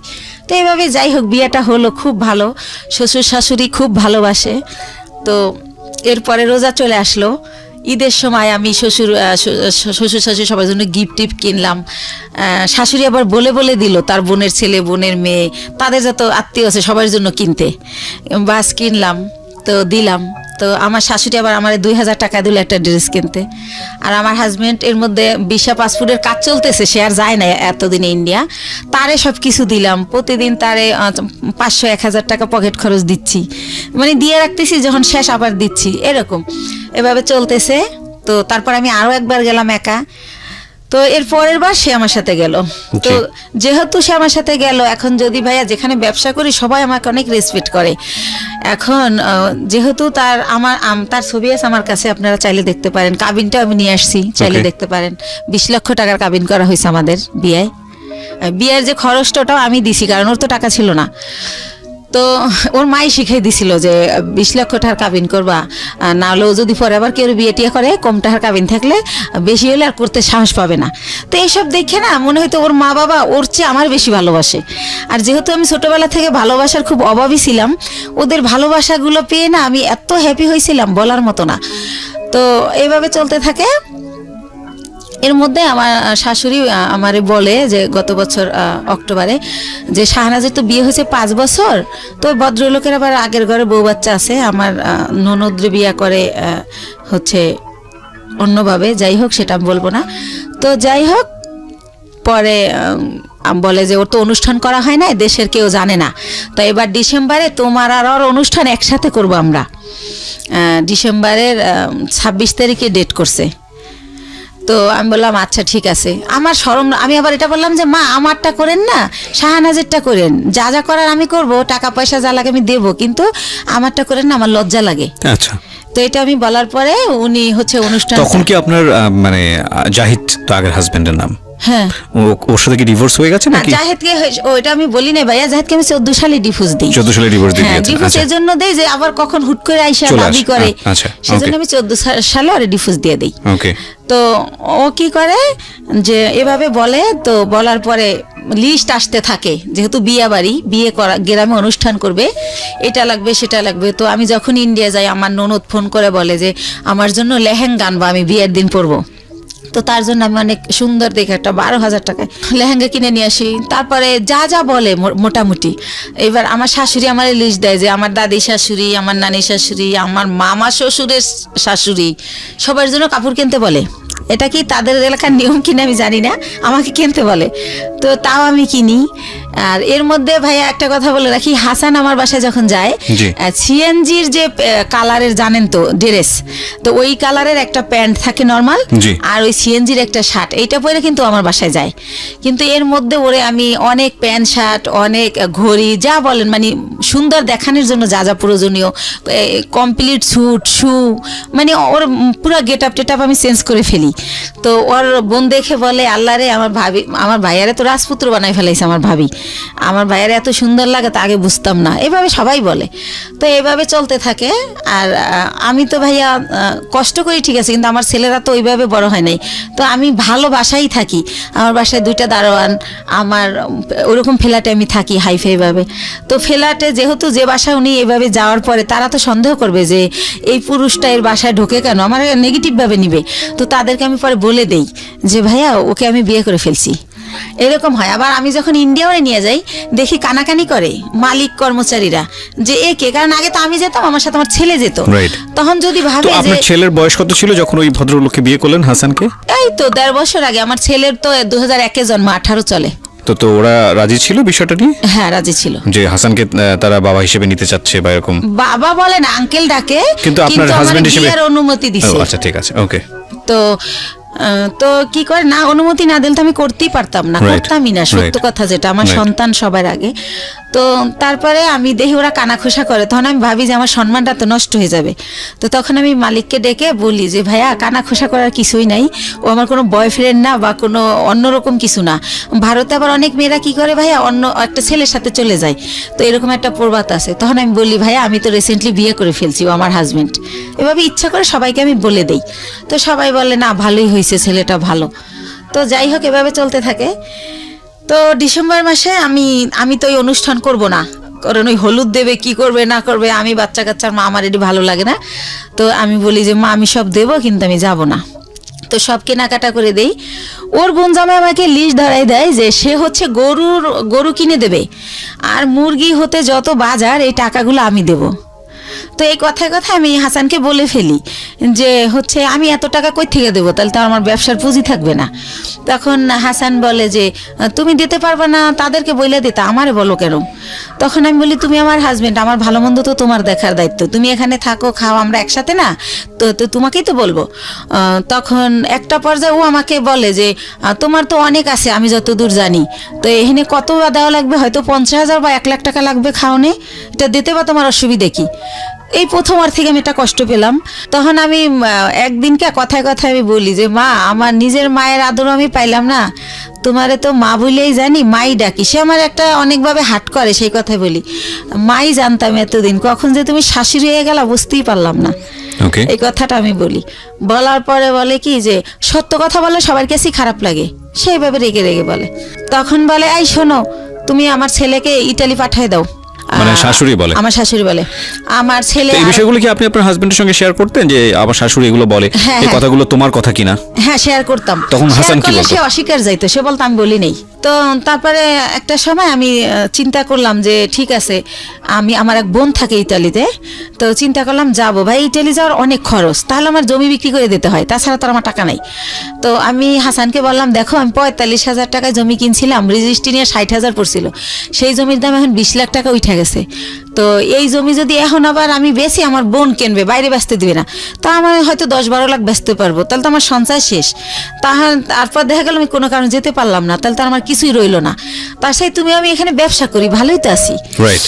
তো ইটালি যাওয়ার দরকার কি? তখন ও বলে হ্যাঁ ঠিক আছে তাই করি, যাওয়া লাগবে না, বাদ দাও, আর বিদেশ কি ভালো নাকি, বিদেশ অনেক কষ্ট।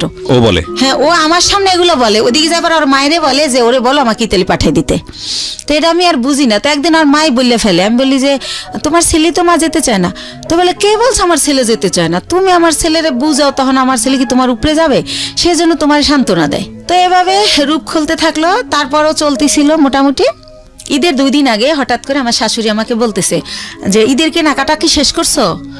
তো এর মধ্যে একটা কথা ফেলে গেছি, যেহেতু ভাইয়া ডিসেম্বরে ফেলে যায়নি ঠিক, সবাই আমি দিলাম সব কিছু, ইভেন শীত, দেশে মেহমান গেলে কই ঘুমাবে, সেজন্য আমি ইন্ডিয়া থেকে কম্বল এনে দিলাম, ঠিক আছে, বড় বড় কম্বল।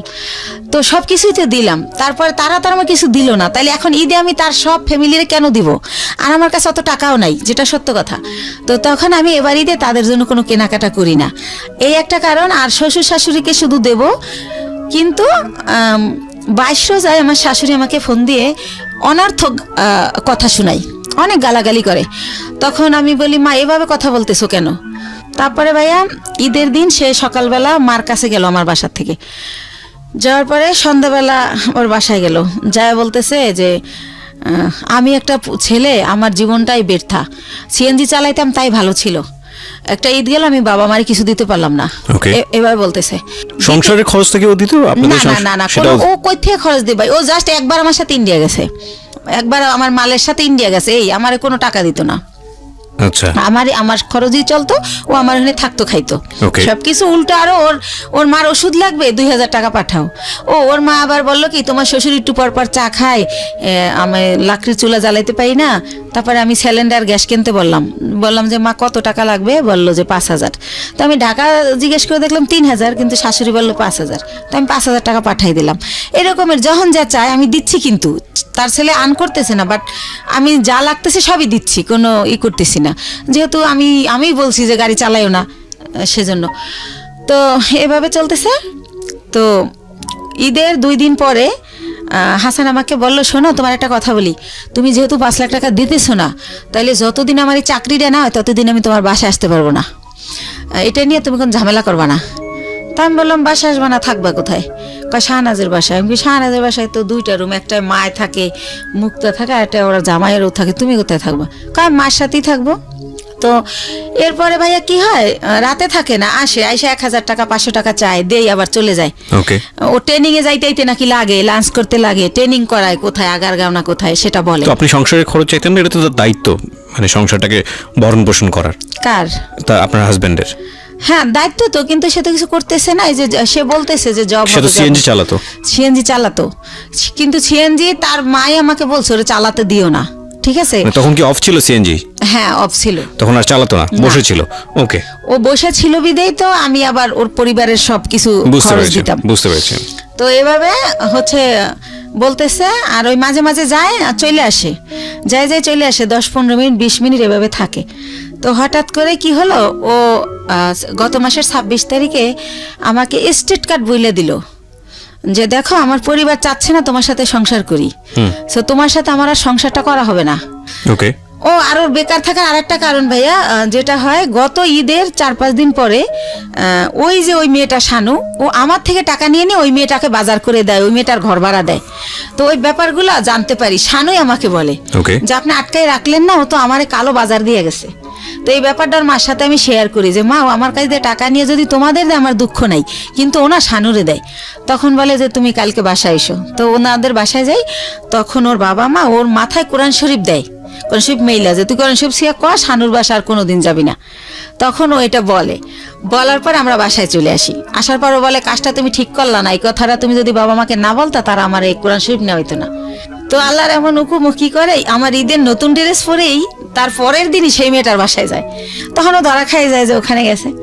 তো যেদিন ধরা খায় তারপরে 2 দিন পরে ও দেখি যে প্যান্ট পরে না, দোকানে গেলে ও প্যান্ট পরে যেতে, এখন লুঙ্গি পরে যায়। তো কি হয়েছে, তো বলে যে আমার গোড়া উঠছে। এরকম পরে ভাই আস্তে আস্তে আল্লাহর কি জানি না আমি, ওইটা ওর হচ্ছে পুরা ইয়াটা একদম গা হয়ে যায়, পছন্দ হয়ে যায় একেবারে।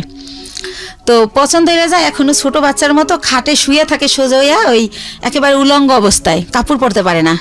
আর আমি সবসময় দরজা আটকায় রাখি, আমি বেরোইলেও আটকাই দেই, আবার ঢুকলেও আটকাই দেই, এইভাবে থাকে। তো এইভাবে ও 3 মাস ভোগে ভাইয়া। তো এইভাবে ওরা আমি কিভাবে ডাক্তারের কাছে নেব, তো আমি ছবি তুলে চর্ম বিশেষজ্ঞ, যৌন বিশেষজ্ঞরে দেখাই মেডিসিন নেই। তো যখন একটু ভালো হয় তারপর ওরা সরাসরি নিয়ে ডক্টর দেখাই। তো এইভাবে 3 মাস ভোগে তখন। তো ওই সময় আর বাপ মা আমাকে অজুহাত দেয় যে ওই মেয়েটার কাছে কোরআন নেওয়ার পরেও গেছে, এই জন্য আল্লাহর এই পাপের শাস্তি এটা দিছে। তাই তুমি যদি ওরা গাড়ি চালাইতে না দাও, ও তাহলে আর ওই মেয়েটার কাছে যাওয়ার সুযোগ পাবে না, সবসময় তোমার সাথেই থাকবে, তাই তুমি আর গাড়ি চালান বন্ধ করে দাও। তো তারা এটা বলে। তো সব কিছু মিলেই ও বেকার থাকে, এই অসুস্থতার কারণে থাকতে হয়, এভাবে থাকে। তো যাই হোক, এখন যেটা মূল ঘটনায় আসতেছি, ও কি করলো, আমার এই 1.5 বছরের মধ্যে আমি এই ফার্স্ট ওই দিন ওরে অনেক কিছু বলে ফেলি। বলার পরে ও আমাকে ফোন দিয়ে যে লাউড দিয়েছে আমি সেটা জানি না, লাউড দিয়া বলে যে হ্যাঁ কি বলবো বলো। তারপর আমি ওর মা যে যা বলছে যে ইটালি পাঠানোর লেগে চাপ দিয়েছে, এই সেই। তারপরে ও কি করলো, আসলো আপনার বাসায়? ও আর আসেই নাই, এই পর্যন্ত আর আসেই নাই। ও ওই দিনকা ওর মা যখন বলার পর ও আমাকে ফোনে অনেক খারাপ, ওর মা বোন শিখাই দিয়েছে, আর ও আমাকে বাজেভাবে গালি দেয়, অনেক গালি দেয়। আমার বাবা মা তুলে অনেক গালি দেয়, গালি টালি দিয়ে বলে যে আমি যাবো না, তোরে আর রাখবো না, তুই যা পারিস করিস না। আমরা এই জিনিসগুলো পারিবারিক কোন্দল, এগুলা নিয়ে কে কি বলেছে না বলেছে এত ডিটেইলে যেতে চাই না। আমি ইন্টারাপ্ট করছি আপনাকে। সেটা হচ্ছে যে আপনি আমাকে বলেন যে আপনি ভদ্রলোককে বিয়ে করেছিলেন কত বছর হলো? এই তো 1 বছর 3 মাস। 1 বছর 3 মাস। 1 বছর 3 মাসের মধ্যে আপনার সংসারে কোনো খরপোশনি দেয়নি, উল্টো আপনি ওনাকে এস্টাবলিশ করার চেষ্টা করেছেন।